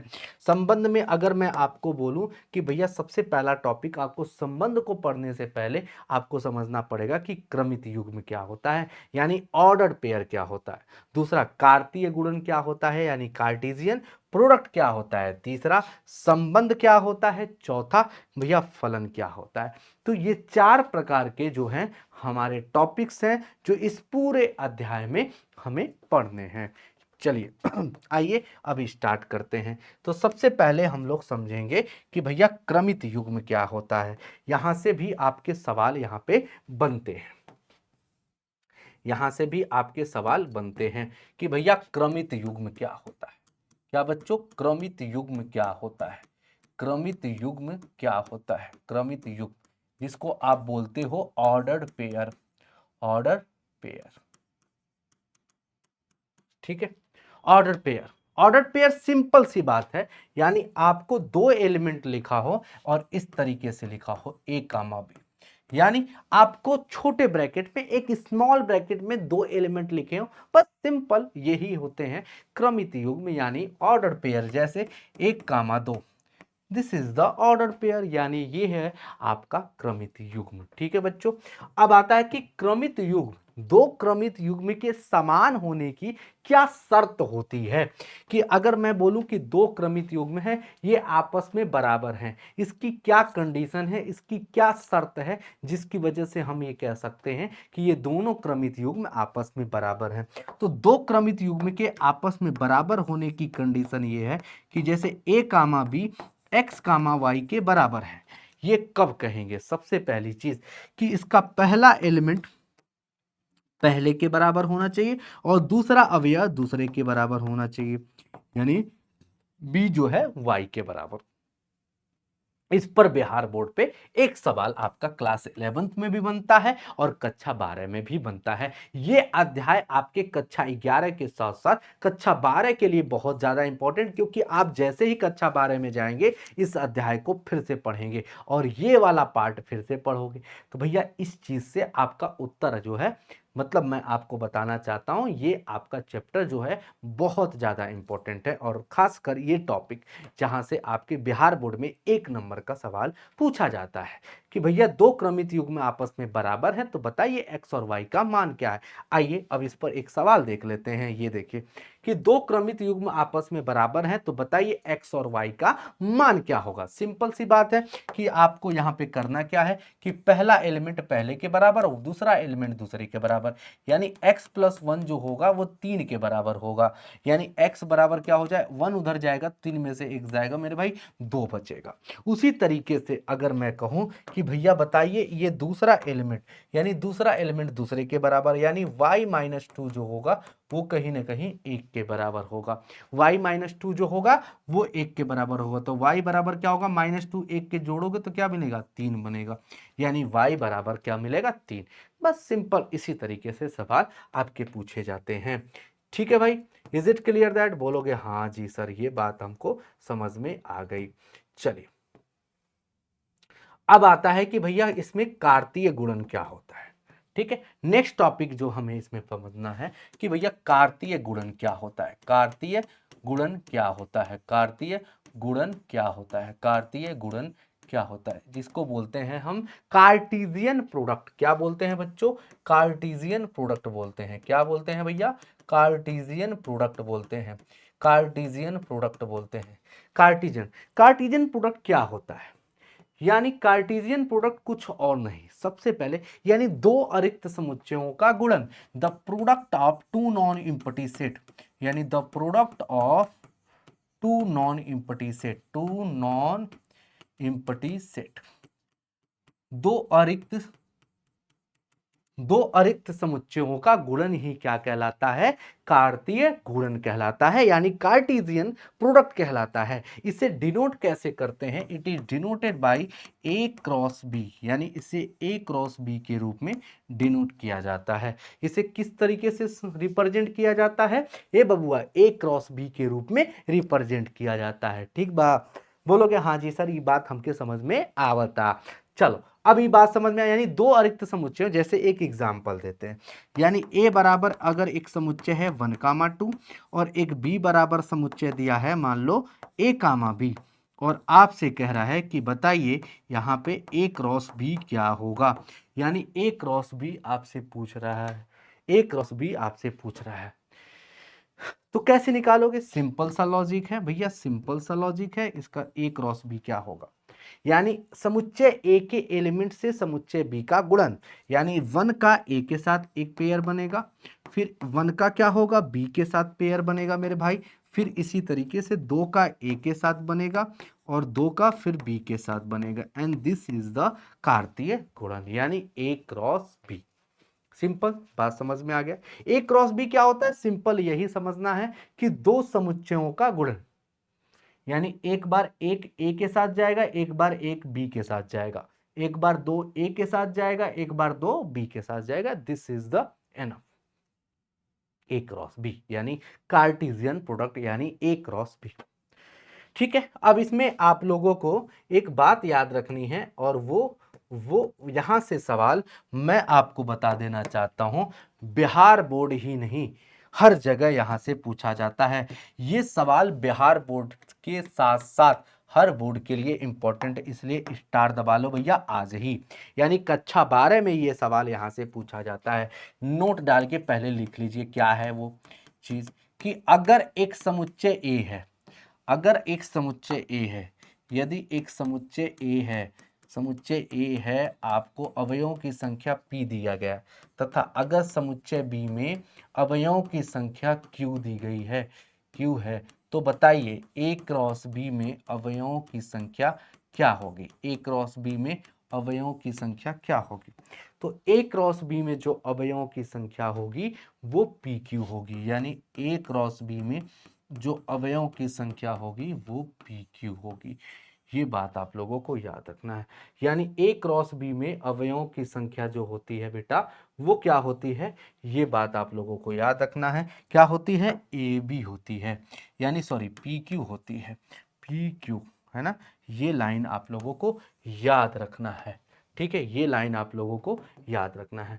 अब इस पे सवाल कैसे पूछेगा वो देख लीजिए। सवाल ऐसे पूछेगा कि यदि एक समुच्चय ए दिया है, अवयवों की संख्या अगर 2 दी गई है, तथा बी में अगर अब समुच्चय की अवयवों की संख्या 3 दी गई है तो बताइए ए क्रॉस बी में अवयवों की संख्या क्या होगी? ए क्रॉस बी में अवयवों की संख्या क्या होगी? तो बच्चों क्या होगी? ए क्रॉस बी में अवयवों की संख्या जो होगी वो क्या होगी? 3 गुणे 2, 3 गुणे 2 यानी 3 दूनी 6 हो जाएगी। क्या हो जाएगी बच्चों? 6 हो जाएगी। ठीक है, इज इट क्लियर दैट? बोलोगे हाँ जी सर, ये बात समझ में आ गई। अब बात करते हैं जल्दी से कि क्या होता है भैया संबंध। संबंध क्या होता है? संबंध क्या होता है? अब आते हैं हम अपने टॉपिक पर। संबंध क्या होता है? संबंध यानी जिसको अंग्रेजी में बोलते हैं हम लोग क्या? रिलेशन। क्या होता है? रिलेशन। रिलेशन क्या होता है? रिलेशन क्या होता है? देखो रिलेशन कुछ और नहीं, जिसको हम डिनोट करते हैं, आर जो होता है ऑफिशियली जो परिभाषा होता है वो यही होता है कि दो अरिक्त समुच्चयों का जो कार्तीय गुणन होता है, ध्यान सुनिएगा, जो संबंध होता है वो क्या होता है? दो अरिक्त समुच्चयों के कार्तीय गुणन का उपसमुच्चय होता है। जरा ध्यान से सुनिए, जैसे मैं इसको एक एग्जाम्पल के माध्यम से समझाऊंगा तभी आप लोग इस बात को समझ पाएंगे, है ना।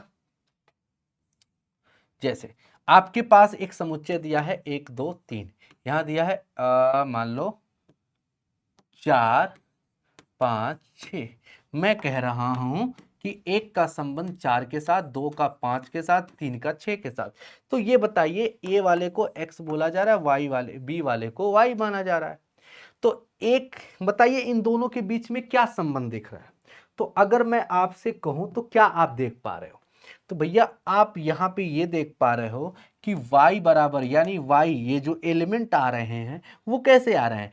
x में क्या जोड़ने पर? 1 में 3 जोड़ने पर, यानी x प्लस 3 जोड़ने पर, यानी x प्लस 3 जोड़ने पर x में अगर आप 3 जोड़ दे रहे हो तो तुम्हें y देखने को मिल रहा है। क्या मिल रहा है? आपको y देखने को मिल रहा है। ठीक है, इज इट क्लियर दैट? यानी x प्लस 3 हो जाएगा, यानी x प्लस 3 हो जाएगा। x में क्या जोड़ने को मिलेगा? 3 जोड़ने से मिलेगा। ठीक है, इज इट क्लियर दैट? तो अब ये तो चीज हो गई समझने वाली कि भैया इन दो समुच्चयों के बीच में अगर मैं बोलूं कि संबंध क्या है तो ये आपका, लेकिन ये चीज आप क्यों लिखे हैं? तो इसके पीछे का रीजन ये है कि जब आप इसका a क्रॉस b निकालोगे, यानी ये आपका समुच्चय a है, ये समुच्चय b है, जब आप a क्रॉस b निकालोगे तो क्या मिलेगा? 1 कामा y, क्या मिलेगा? 1 कामा 4, यही तो मिलेगा। 1 कामा 4, 2 कामा 1 कामा 4, 1 कामा 5, फिर 1 कामा 6, यही मिलेगा। फिर 2 कामा 4, 2 कामा 5 और 2 कामा 6 होगा। फिर क्या होगा? 3 कामा 4, 3 कामा 5 और 3 कामा 6 होगा। ठीक है जी, डन। ये बात आप लोगों को समझ में आ गई। चलो, ये तो आपका a क्रॉस b हो गया। ठीक है, अगर मैं बोलूं कि संबंध क्या है, इसमें संबंध क्या है, r क्या है, r क्या है, मतलब संबंध क्या बना है? y equal to x plus 3, यानी 1 का 3 के साथ, 1 का 4 के साथ बना है, 2 का भैया 5 के साथ बना है और 3 का भैया 6 के साथ बना है। तो आप यहां पे देखोगे कि r के जितने भी अवयव हैं, जितने भी आपके ऑर्डर पेयर हैं, वो आपके a क्रॉस b में हैं। तो इसका अर्थ ये हुआ कि r जो भी है वो a क्रॉस b का उपसमुच्चय है। क्या है? उपसमुच्चय है। एंड यही चीज आपको यहां पे बता रहे। तो यानी संबंध क्या बताता है? दो समुच्चयों के बीच में क्या संबंध है? तो एक्चुअली में जो इसका ऑफिशियल परिभाषा है वो यही है कि आर जो होता है ए क्रॉस बी का उपसमुच्चय होता है। ठीक है, चलिए अब थोड़ा सा हम लोग आगे बढ़ेंगे और इसमें जो हम लिखवाने जा रहे हैं, मोस्ट इंपॉर्टेंट पॉइंट लिखवाने जा रहे हैं कि नोट डाल के लिख लीजिए। यहां भी ये बात भी बहुत ज्यादा समझ लीजिए, स्टार डाल दीजिए।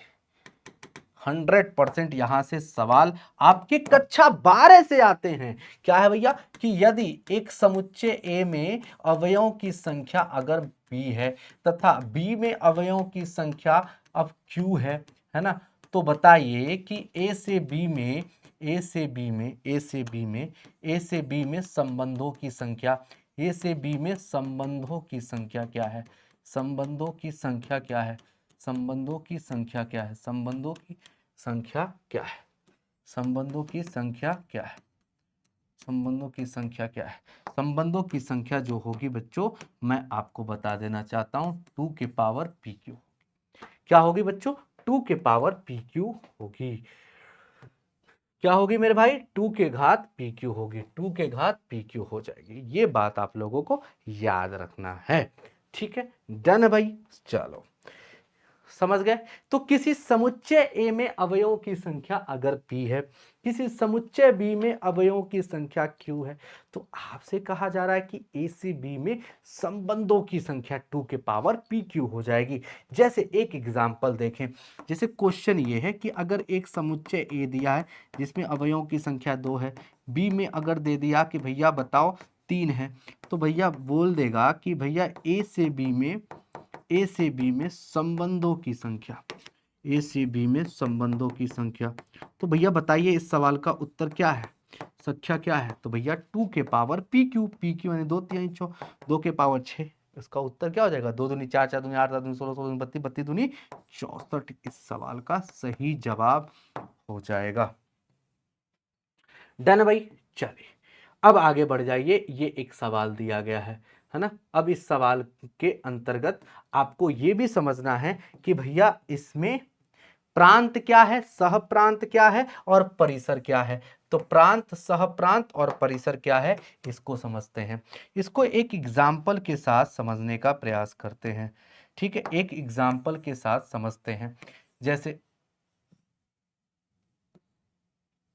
ये एक समुच्चय दिया है, मान लो राम, है ना, ये देखो मान लो श्याम, ठीक है, चाहे एग्जाम्पल ले लो अपने हीरो को, है ना, ये आपका पवन हो गया, खेसारी हो गए, खेसारी हो गए, ठीक है, स्पेलिंग देख लीजिएगा, ठीक है, दिनेश लाल यादव हो गए, दिनेश लाल यादव हो गए, यहाँ पे आपकी हो गई अक्षरा सिंह, ठीक है, यहाँ पे हो गई काजल राघवानी, ठीक है, यहाँ पे आपका हो गई रानी चटर्जी, ठीक है, रानी चटर्जी, और कोई नाम बताओ, मान लो कोई और नाम बताओ, कोई और नाम बताओ जिसमें रखा जा सके समुच्चय बी में किसी हीरोइन का नाम,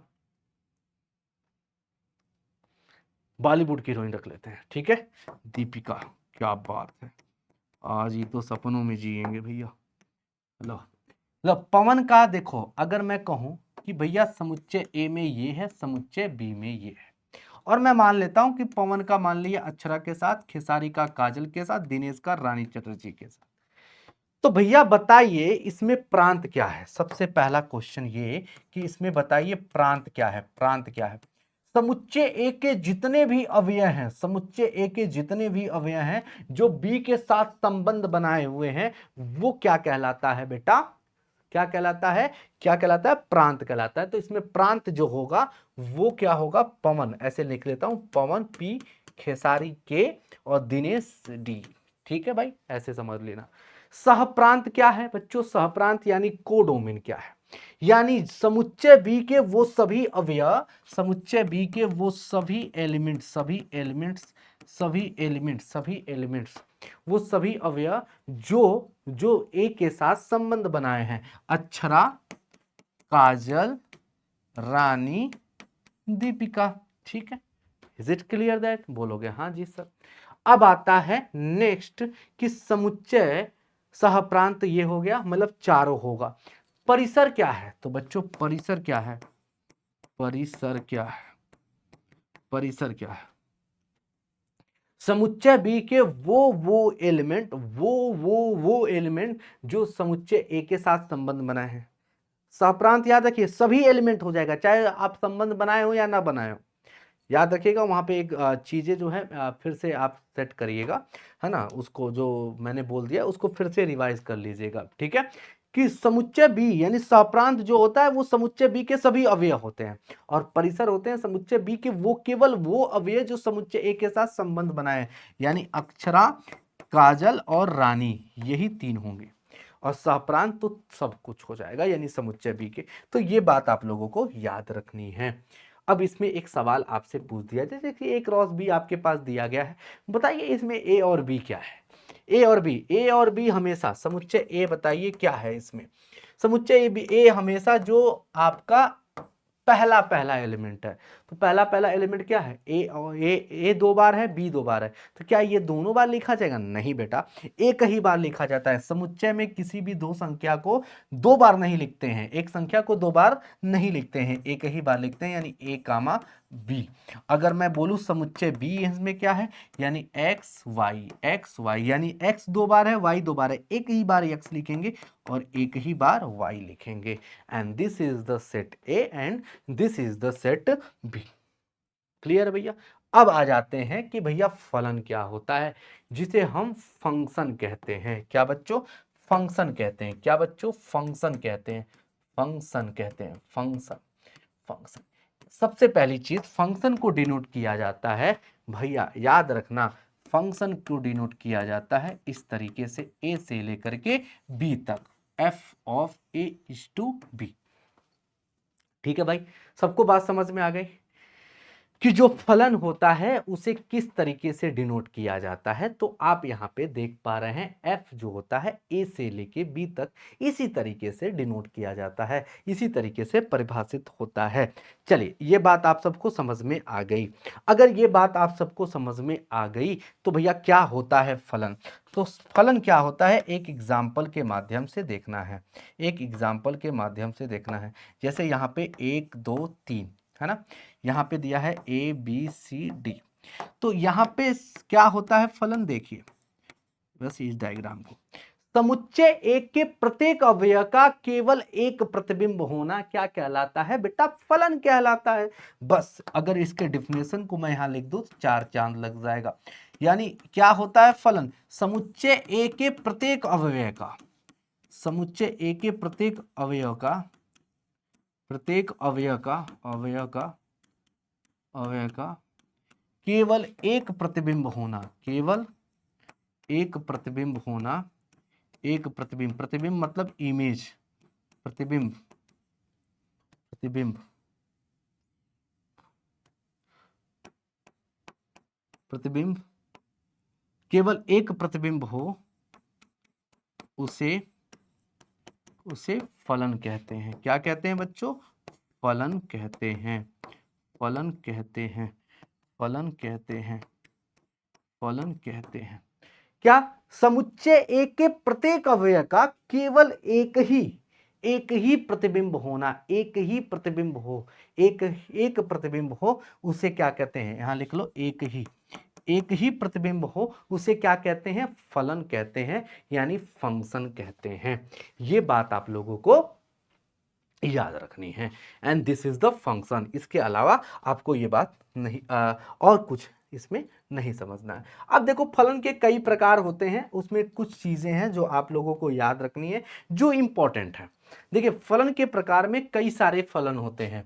फलन के प्रकार की अगर बात करूं कि फलन के प्रकार, फलन के प्रकार, फलन के प्रकार, फलन के प्रकार, फलन के प्रकार यानी type of function, type of function की बात करूं, है ना जी, टाइप ऑफ फंक्शन की बात करूं तो टाइप ऑफ फंक्शन की अगर मैं बात करूं तो फंक्शन कई प्रकार के होते हैं, जिसमें पहला फंक्शन होता है आपका क्या? तस्मक फलन। क्या बच्चों? तस्मक फलन, तस्मक फलन, ठीक है, जिसको आइडेंटिटी फंक्शन के नाम से जानते हैं। दूसरा होता है अचर फलन। क्या बच्चों?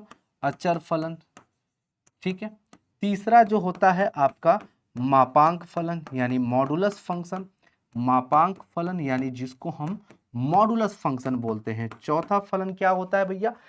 तस्मक हो गया, अचर हो गया, मापांक हो गया, होता है फिर चिन्ह फलन। क्या?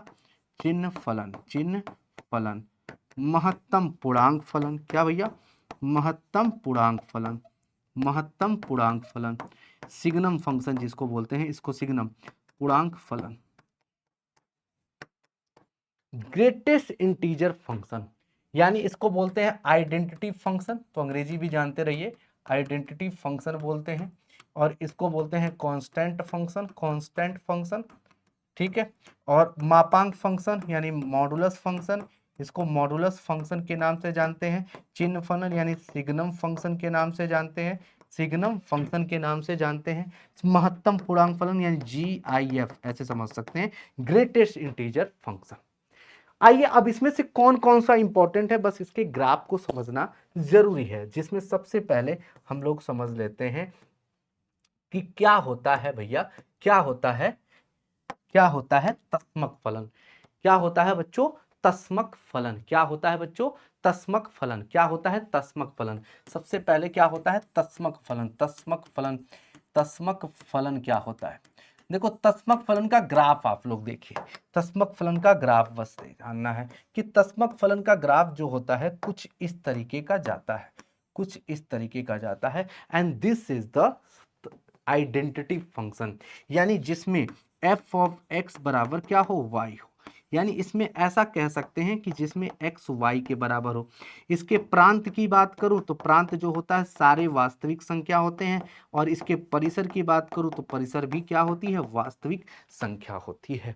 ये बात आप लोगों को याद रखनी है। दूसरा क्या है? दूसरा भैया जो है अचर फलन। क्या है? अचर फलन। दूसरा जो है भैया, दूसरा जो है अचर फलन। क्या भैया? अचर फलन, अचर फलन, अचर फलन यानी constant function, constant function, constant function, constant function यानी अचर फलन क्या होता है इसको समझ लेंगे। कांस्टेंट फंक्शन क्या होता है इसको आप लोग समझ लीजिए। कांस्टेंट फंक्शन क्या होता है इसको आप लोग समझ लीजिए। एक ऐसा फलन जिसका हमेशा वैल्यू f ऑफ x बराबर क्या मिले? c मिले, हमेशा हर केस में। जीरो पे भी रखें तो भैया c मिले, जीरो पे भी रखे तो मान लो ये बिंदु मिले, 1 पे रखने पर भी यही बिंदु मिले, 3 पे रखने पे भी यही बिंदु, 5 पे रखने पर यही बिंदु, -1 पे रखने पर भी यही बिंदु, -2 पे रखने, यानी इसका मतलब क्या है, अगर मैं इसके प्रांत की बात करूं तो प्रांत तो सारी वास्तविक संख्या होगा, और अगर मैं परिसर की बात करूं तो भैया एक अचर होगा यानी सी। ये बात आप लोगों को याद रखना है। आगे क्या गुरुजी, आगे क्या है भैया, मापांक फलन। तीसरा भैया मापांक फलन, मापांक फलन, मापांक फलन, मापांक फलन, यानी जिसको मॉडुलस फंक्शन कहा जाता है। इसका ग्राफ कुछ इस तरीके से होता है, इसका ग्राफ कुछ इस तरीके से होता है, इसका ग्राफ कुछ इस तरीके से होता है, इसका ग्राफ कुछ इस तरीके से होता है ना, इसका ग्राफ कुछ इस तरीके से होता है, भी शेप में, भी शेप में। यानी आप यहां पे प्रांत समझ सकते हो, प्रांत क्या होता है, इसका डोमेन आज सभी वास्तविक संख्या होता है। मतलब 0 डालोगे तो भी 1 मिलेगा, 0 डालेगा 0 मिलेगा, 1 डालोगे तो 1 मिलेगा। यानी इसको इस तरीके से डिनोट किया जाता है, एफ ऑफ एक्स बराबर मॉड एक्स। मॉड एक्स बहुत ही इंपॉर्टेंट फंक्शन, बहुत ज्यादा इंपॉर्टेंट फंक्शन ना, मॉड एक्स। यानी हर केस में आपको चाहे ऋणात्मक फलन डालो चाहे धनात्मक, हर केस में आपको धनात्मक फलन मिलेगा। यानी ग्राफ कुछ इस तरीके का होता है और इसका प्रांत रियल नंबर होता है यानी वास्तविक संख्या। और इसके परिसर की बात करूं बच्चों, परिसर की बात करूं तो परिसर भैया क्या होता है, एक वास्तविक संख्या होता है, R plus R plus R, वास्तविक संख्या यानी धनात्मक वास्तविक।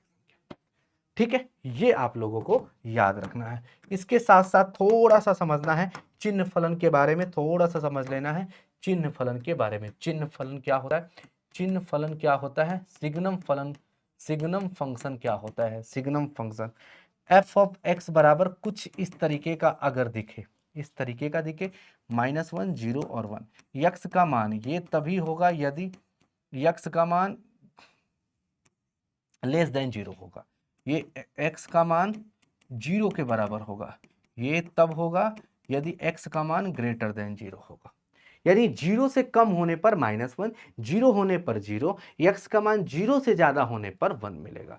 यानी अगर मैं इसके प्रांत की बात करूं, अगर मैं इसके प्रांत की बात करूं तो सारी वास्तविक संख्या होगी। अगर मैं इसके परिसर की बात करूं बेटा, इसके परिसर की बात करूं, इसके रेंज की बात करूं तो सिर्फ -1 0 1 होगा, -1 0 और 1 होगा। This is the chapter 2। ये आपका चैप्टर 2 था। अब आपके साथ जुड़ रहा है तीसरा अध्याय यानी त्रिकोणमिति फलन। तो मुस्कुराइए बेटा, अब हम आ चुके हैं तीसरे अध्याय पर। तो आपको चैप्टर नंबर 2 में बस इतना ही पढ़ना था। अब हम आते हैं चैप्टर नंबर 3 की तरफ।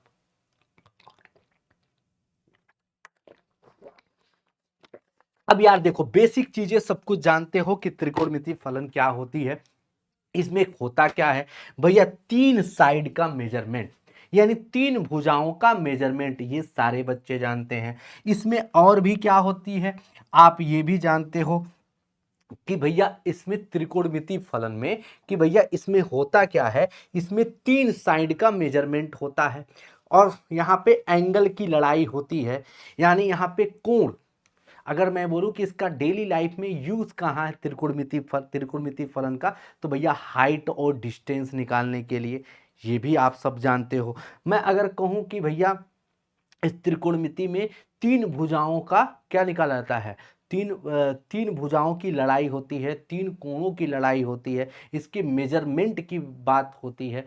तो 3 भुजा जैसे ही आप सोचते हो यानी त्रिभुज, त्रिभुज, त्रिभुज, 3 भुजा जैसे बोलते हो त्रिभुज, तो आप ये सब जानते हो। तो उसमें त्रिभुज कई तरह होते हैं, कई तरह के होते हैं, लेकिन हम जो बात करते हैं इसमें समकोण त्रिभुज की ही बात करते हैं, राइट एंगल ट्रायंगल की ही बात करते हैं। थोड़ा सा इसमें हम लेंगे कि देखो, सबसे पहली चीज है कि त्रिकोणमिति फलन क्या होता है। 3 भुजाओं के बारे में, 3 भुजाओं का मेजरमेंट यानी त्रिकोणमिति, 3 भुजाओं का है ना, ट्रिग्नोमेट्री, गौन मतलब होता है साइड, ट्राई मतलब 3 और मेट्री मतलब मेजरमेंट। अगर इसके हिंदी वर्जन पे जाएं, त्रिकोणमिति यानी 3 कोण, कोण मतलब एंगल और मिति मतलब मेजरमेंट यानी मापना। तो मतलब ये तीनों चीजें, दोनों चीजें मतलब भुजा, कोण, मतलब तीनों चीजें की अगर बात सॉरी दोनों चीजों की बात करें तो ये आपके त्रिभुज से रिलेटेड है। यानी वो किस त्रिभुज में? तो भैया राइट एंगल ट्रायंगल में। क्या बच्चों? राइट एंगल ट्रायंगल में। राइट एंगल ट्रायंगल में, ये आपको याद रखना है। राइट एंगल ट्रायंगल में, राइट एंगल ट्रायंगल में। तो आप सभी को पता है कि राइट एंगल ट्रायंगल में, राइट एंगल ट्रायंगल में ये क्या होती है? कर्ण होती है, जिसको हाइपोटेनियस से जानते हो। ये तुम्हारा क्या होता है? लंब होता है, जिसको आप परपेंडिकुलर के नाम से जानते हो। ये तुम्हारा क्या होता है बेटा? आधार होता है, जिसको आप बेस से डिनोट करते हो। यहीं पे पाइथागोरस थ्योरम भैया उदय होता है। क्या होता है भैया? कर्ण का स्क्वायर, ऐसे समझ सकते हो, कर्ण का स्क्वायर बराबर है ना लंब का स्क्वायर, लंब का स्क्वायर और प्लस आधार का स्क्वायर, यही तो होता है। And this is the Pythagoras theorem. ये आपका पाइथागोरस थ्योरम हो जाता है। अगर इसका नेमिंग करोगे तो क्या हो जाएगा? ऐसे कर सकते हो, ए बी सी, यानी ए बी का होल स्क्वायर बराबर ए सी का स्क्वायर प्लस बी सी का होल स्क्वायर, है ना। ये सब आप सब पढ़े हो, सब जानते हो। आगे बढ़ जाते हैं। नेक्स्ट क्या भैया? नेक्स्ट क्या? इसके साथ अब देखो भैया, आप सभी को पता है ये लाल बट्टा कक्का, छोटी छोटी चीजें जल्दी से मैं मैं बता देता हूँ। लाल बट्टा कक्का, लाल बट्टा कक्का क्या है भैया? साइन कॉस टैन, है ना। Sine cos tan cosec sec cot, यही तो होता है, यही तो होता है। Sine cos tan sec cosec cot, है ना, है ना। Sine cos tan cosec sec cot. मैं अगर बोलूं कि साइन थीटा बराबर क्या होगा? लंब बटा कर्ण। कॉस थीटा बराबर क्या होगा? आधार बटा कर्ण। ये सब कुछ आपने पढ़ा है ट्रिक से, कक्षा 10 में भी पढ़ा, कक्षा 11 में भी पढ़ा, और फिर से आप रिवीजन कर रहे हो। ठीक है, ये सारी चीजें आप सब जानते हो। चलो, ये सारी चीजें आप जानते हो। अब इसके बाद क्या गुरुजी? इसके बाद गुरुजी ये ये ऐसी चीज है जिसको आपको समझना पड़ेगा। ये क्या है? आप कक्षा 10 में, आप कक्षा 10 में बेटा भूल जाते थे क्या है क्या नहीं है, है ना। भूल जाते थे कि भैया इसे कैसे याद करना है ना। भूल जाते थे भैया, कक्षा 10 में बहुत लापरवाही किया तुमने। ठीक है, आप बहुत भूल जाते। एक बार, एक मिनट। टिकी टिकी टिकी टिकी टिकी टिकी टिकी टिकी टिकी टिकी टिकी टिकी टिकी।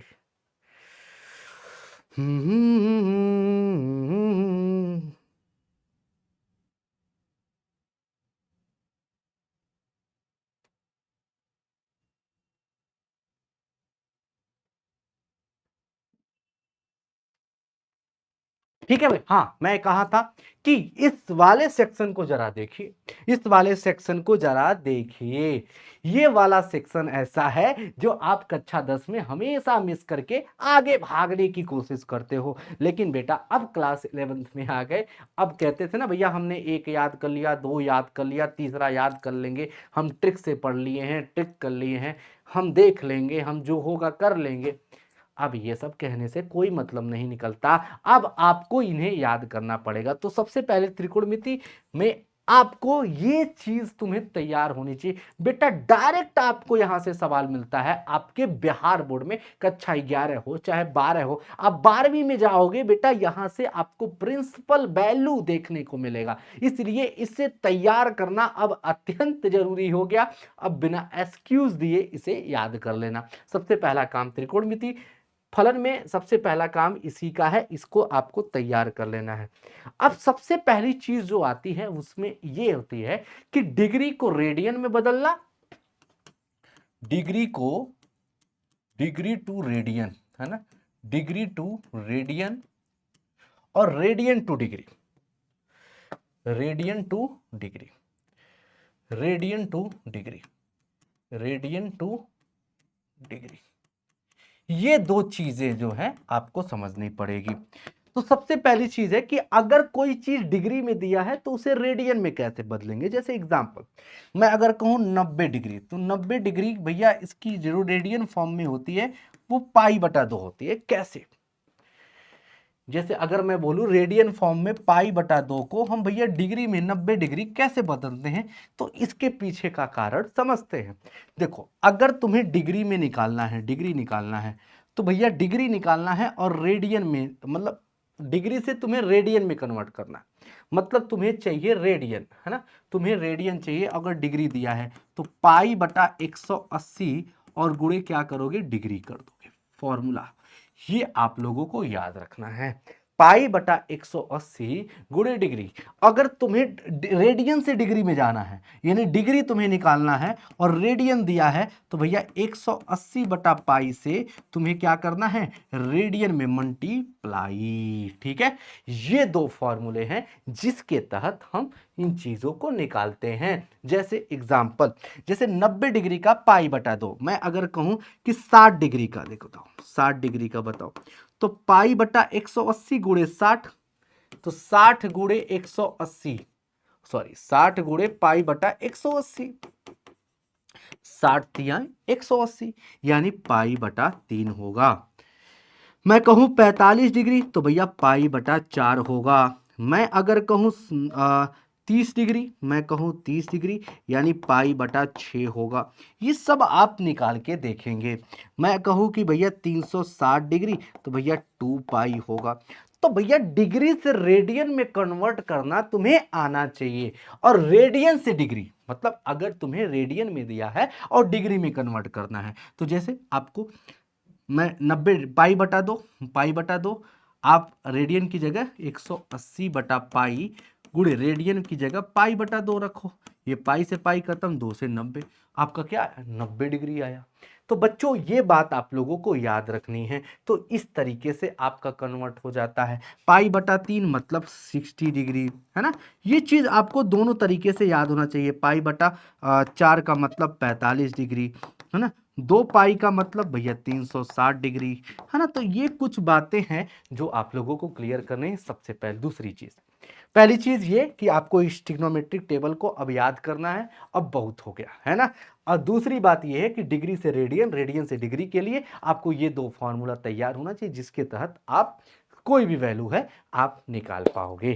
ठीक है जी। अब इस पर सवाल कैसे बनते हैं, है ना। गुरुजी आप सोच रहे होंगे इस पर सवाल कैसे बनते हैं। ठीक है, अब इस पे सवाल कैसे बनते हैं। अब इस पे सवाल आप ये देखना चाहोगे कि इस पे सवाल कैसे बनते हैं। इस पे सवाल इस तरीके से 10 पाई बाई 4, डायरेक्ट आपके बिहार बोर्ड में इस तरीके का सवाल पूछेगा। अब वो जमाना खत्म जो पूछता था 10 45, अब जमाना ये आ गया, अब तुमसे पूछेगा 10 पाई बाई 4। अब समझना पड़ेगा कि पाई बाई 4 एक्चुअली में क्या है। 10 पाई बाई 4 मतलब क्या है, आपको ऑप्शन दे देगा, मान लो 4 ऑप्शन, मान लिया 10 पाई बाई 4 रूट 3 दे दिया, बी ऑप्शन भैया 1 बटा रूट 2 दे दिया, सी ऑप्शन दे दिया 1, डी ऑप्शन दे दिया मान लो 1 बटा 2।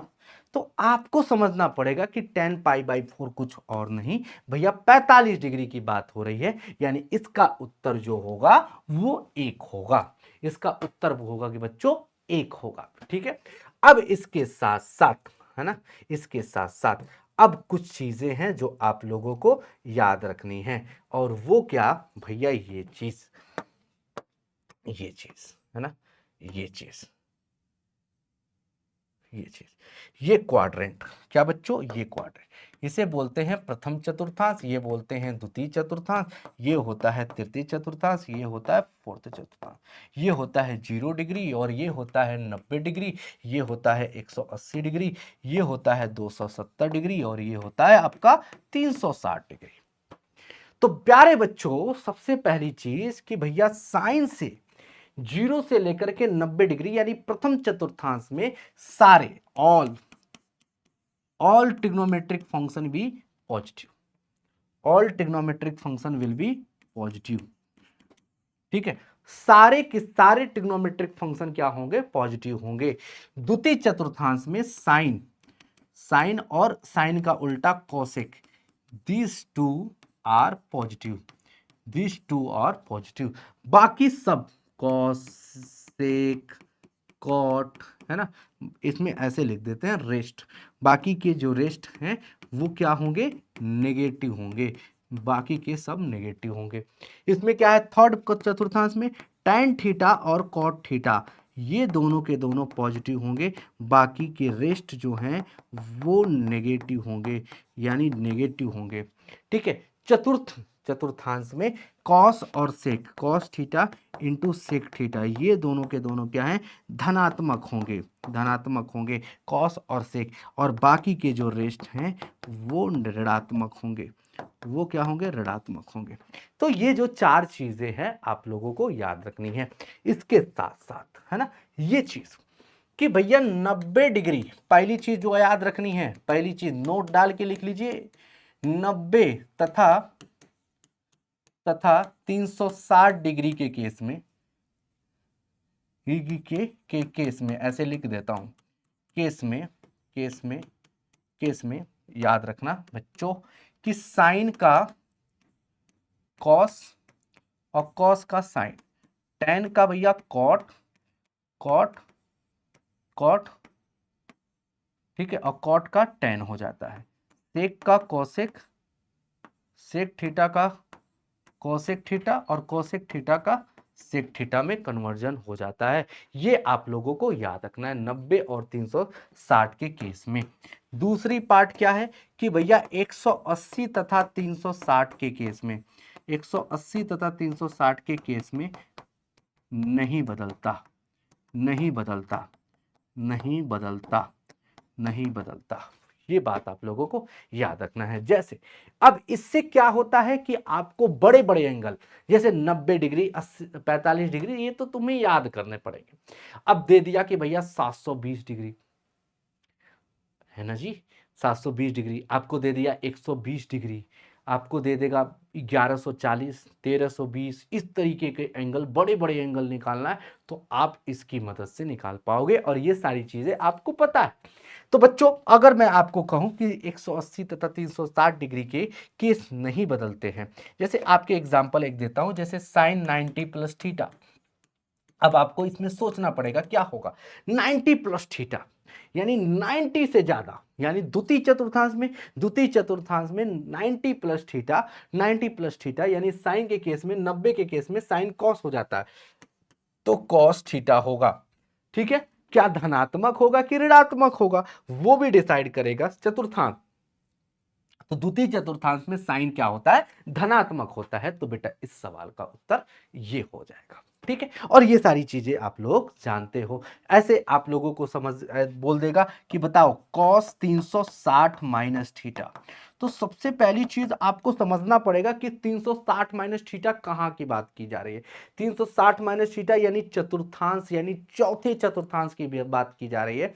और चौथे चतुर्थांश में अब थोड़ा सा समझते हैं, भैया 360 है या 180 है तो कॉस साइन में नहीं बदलेगा, यानी बदलता नहीं है, कॉस थीटा ही रहेगा। अब मुद्दा ये आता है धनात्मक कि ऋणात्मक, तो बेटा कॉस जो होता है चौथे चतुर्थांश में धनात्मक ही होता है, तो प्लस कॉस थीटा, यानी कॉस 360 माइनस थीटा जो होगा बेटा प्लस कॉस थीटा होगा। ऐसे तमाम चीजें होती हैं जो आप लोगों को याद रखनी है। ये सारी चीजें आपको हुंकार बैच में बताई गई है ना, और इन सबको डिटेल में अगर पढ़ना है और डिटेल में, तो न्यू बैच से जुड़ोगे तो इन सारी चीजों को और डिटेल में हम बता देंगे। ठीक है बच्चों, चलिए अब थोड़ा सा हम लोग आगे बढ़ेंगे, अब थोड़ा सा हम लोग आगे बढ़ेंगे। ठीक है, अब आगे बढ़ने का क्या है गुरुजी, अब आगे में ये क्या है, फॉर्मूले। अब कुछ फॉर्मूले हैं जिनको आपको याद रखना है, कुछ फॉर्मूले हैं जिनको आप लोगों को याद रखना है। ये फॉर्मूले बेसिक फॉर्मूले है ना, बेसिक फॉर्मूले जो कक्षा 10 में आपने पढ़े, उसके साथ साथ आपको कक्षा 11 के कुछ फॉर्मूले हैं जिन्हें याद रख। Sine square theta plus cos square theta बराबर 1 होगा।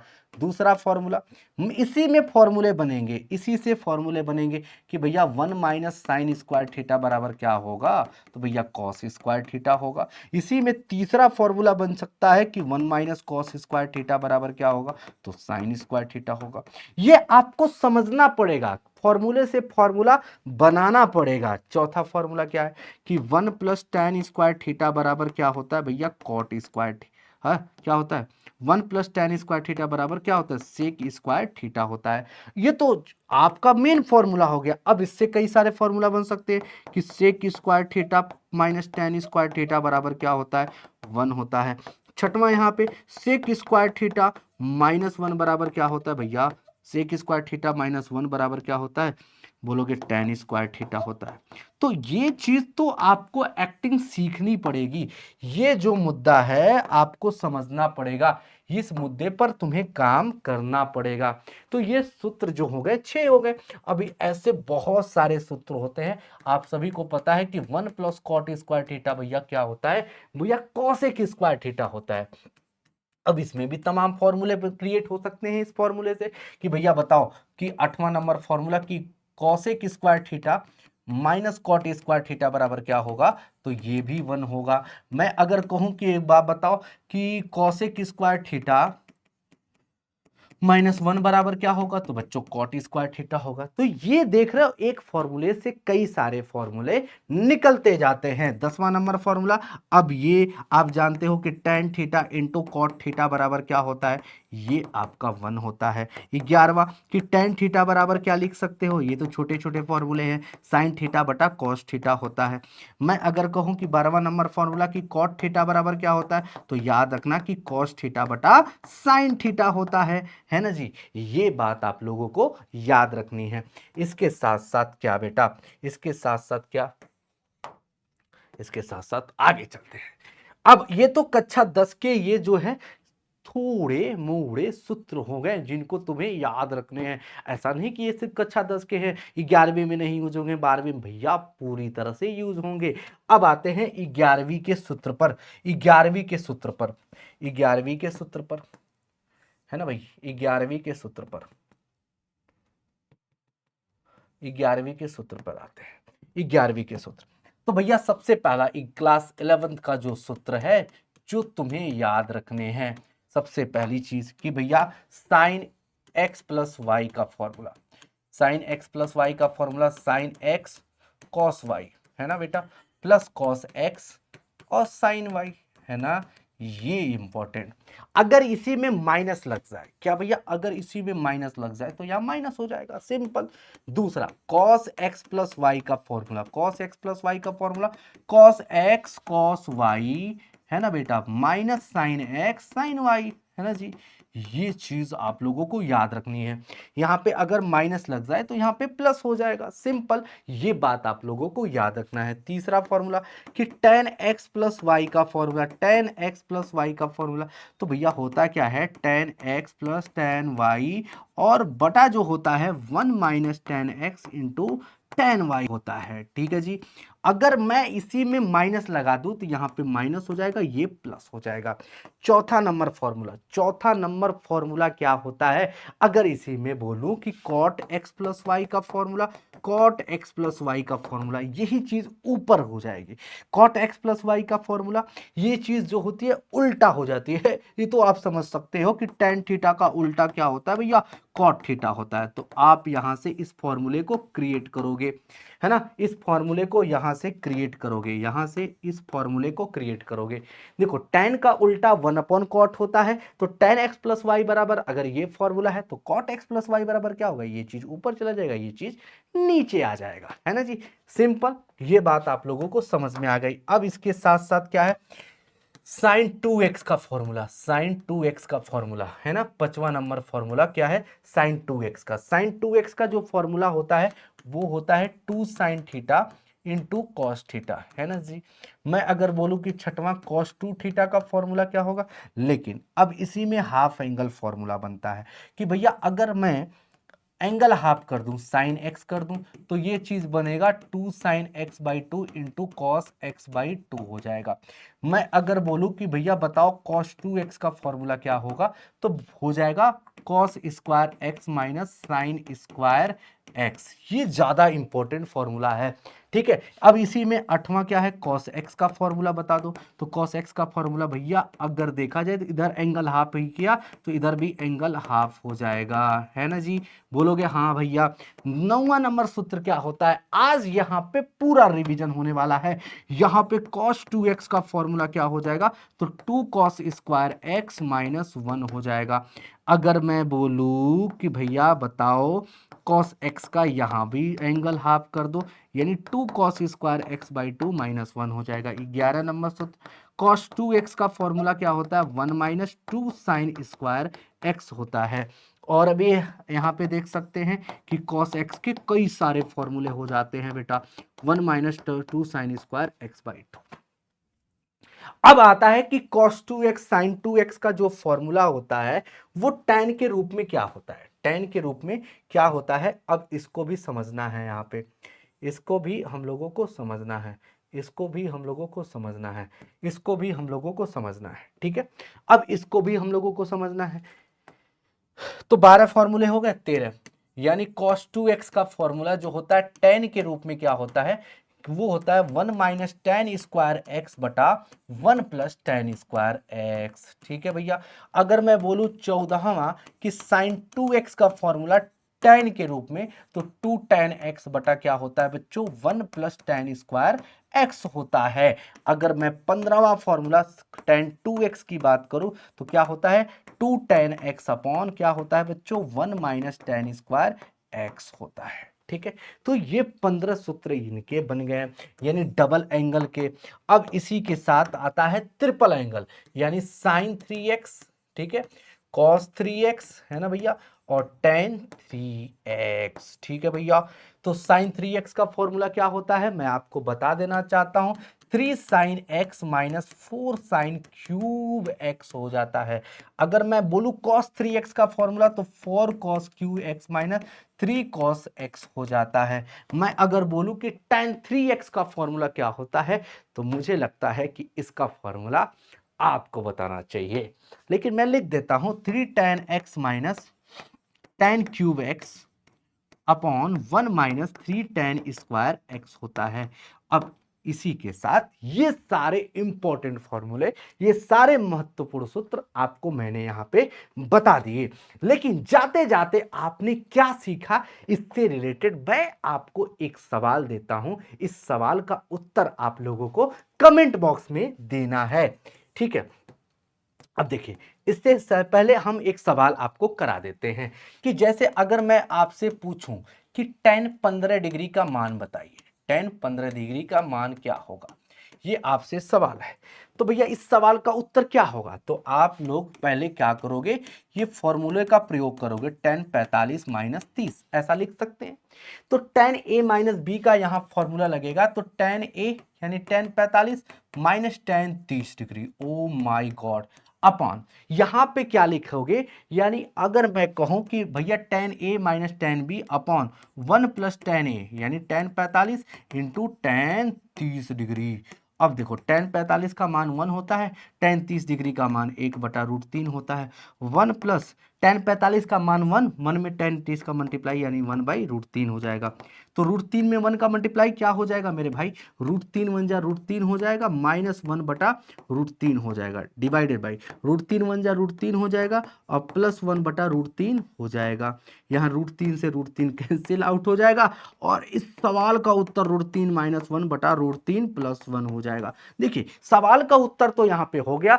अब ये कक्षा 9 वाला दिमाग आप लगाएं वो अलग बात है, इसमें परमीकरण करें, रेशनलाइजेशन करें, तो ये एक अलग चीज जाएगी, एक अलग मैटर जाएगा। लेकिन ये रहा इस सवाल का सही उत्तर। लेकिन भैया ये सब तो आपने देख लिया, लेकिन अगर आप चाहते हो, अगर आप चाहते हो कि ये सारी चीजें आपको समझ में आ गई, मैं चाहता हूं, आप नहीं, मैं चाहता हूं अगर आप सबको ये बात समझ में आ गई, इतनी देर में हमने पूरा आपको क्लियर कर दिया सारा चीज। अगर आप चाहते हो कि, फिर से वही बात, गुरुजी क्या घुमा रहे हैं, मैं चाहता हूं मैं चाहता हूं कि अगर आपने ये सारी चीज समझ ली है तो एक सवाल का उत्तर आप जरूर जरूर बता के जाएं, और वो भी कमेंट बॉक्स में। जैसे क्या है भैया, क्या है भैया, मैं बता रहा हूं, पूछूं सवाल। चलो सवाल ये है कि टेन टेन 75 डिग्री का मान क्या होगा। टेन 75 डिग्री का मान क्या होगा, सारे लोग उत्तर निकाल के कमेंट बॉक्स में पिन कर देंगे, सारे बच्चे। यानी सेशन एंड होने के बाद आप लोगों को ये उत्तर आपको पिन करना है, सारे बच्चे, क्योंकि तभी तो हम पता चले कि आपने क्या पढ़ाई की, क्या आपने क्या सीखा। बस थोड़ा सा मैं हिंट दे के चाहता हूं, इसे लिख सकते हो tan a प्लस बी के रूप में, यानी tan 45 प्लस 30 के रूप में इसे लिख सकते हो। तो प्यारे बच्चों, tan 75 डिग्री का मान मैं चाहता हूं आप लोग कमेंट बॉक्स में कमेंट करें, कमेंट करिएगा जरूर। यानी सेशन एंड होने के बाद आपको सिर्फ कमेंट करना है कि बच्चों ये tan 75 डिग्री का मान क्या होगा। और अगर आपको ये लेक्चर समझ में आ गया और आपने इस पूरे कंप्लीट रिवीजन यानी चैप्टर 1 चैप्टर 2 चैप्टर 3 का रिवीजन कर लिया है, तो बेटा अगर आपको समझ में आ गया है तो कमेंट बॉक्स में कमेंट कर दीजिएगा कि हाँ सर, एकदम धुआं धुआं धुआं। आई लव यू, मिलते हैं नेक्स्ट लेक्चर के साथ, बने रहिए, जुड़े रहिए। Thank you very much. जय हिंद, जय भारत।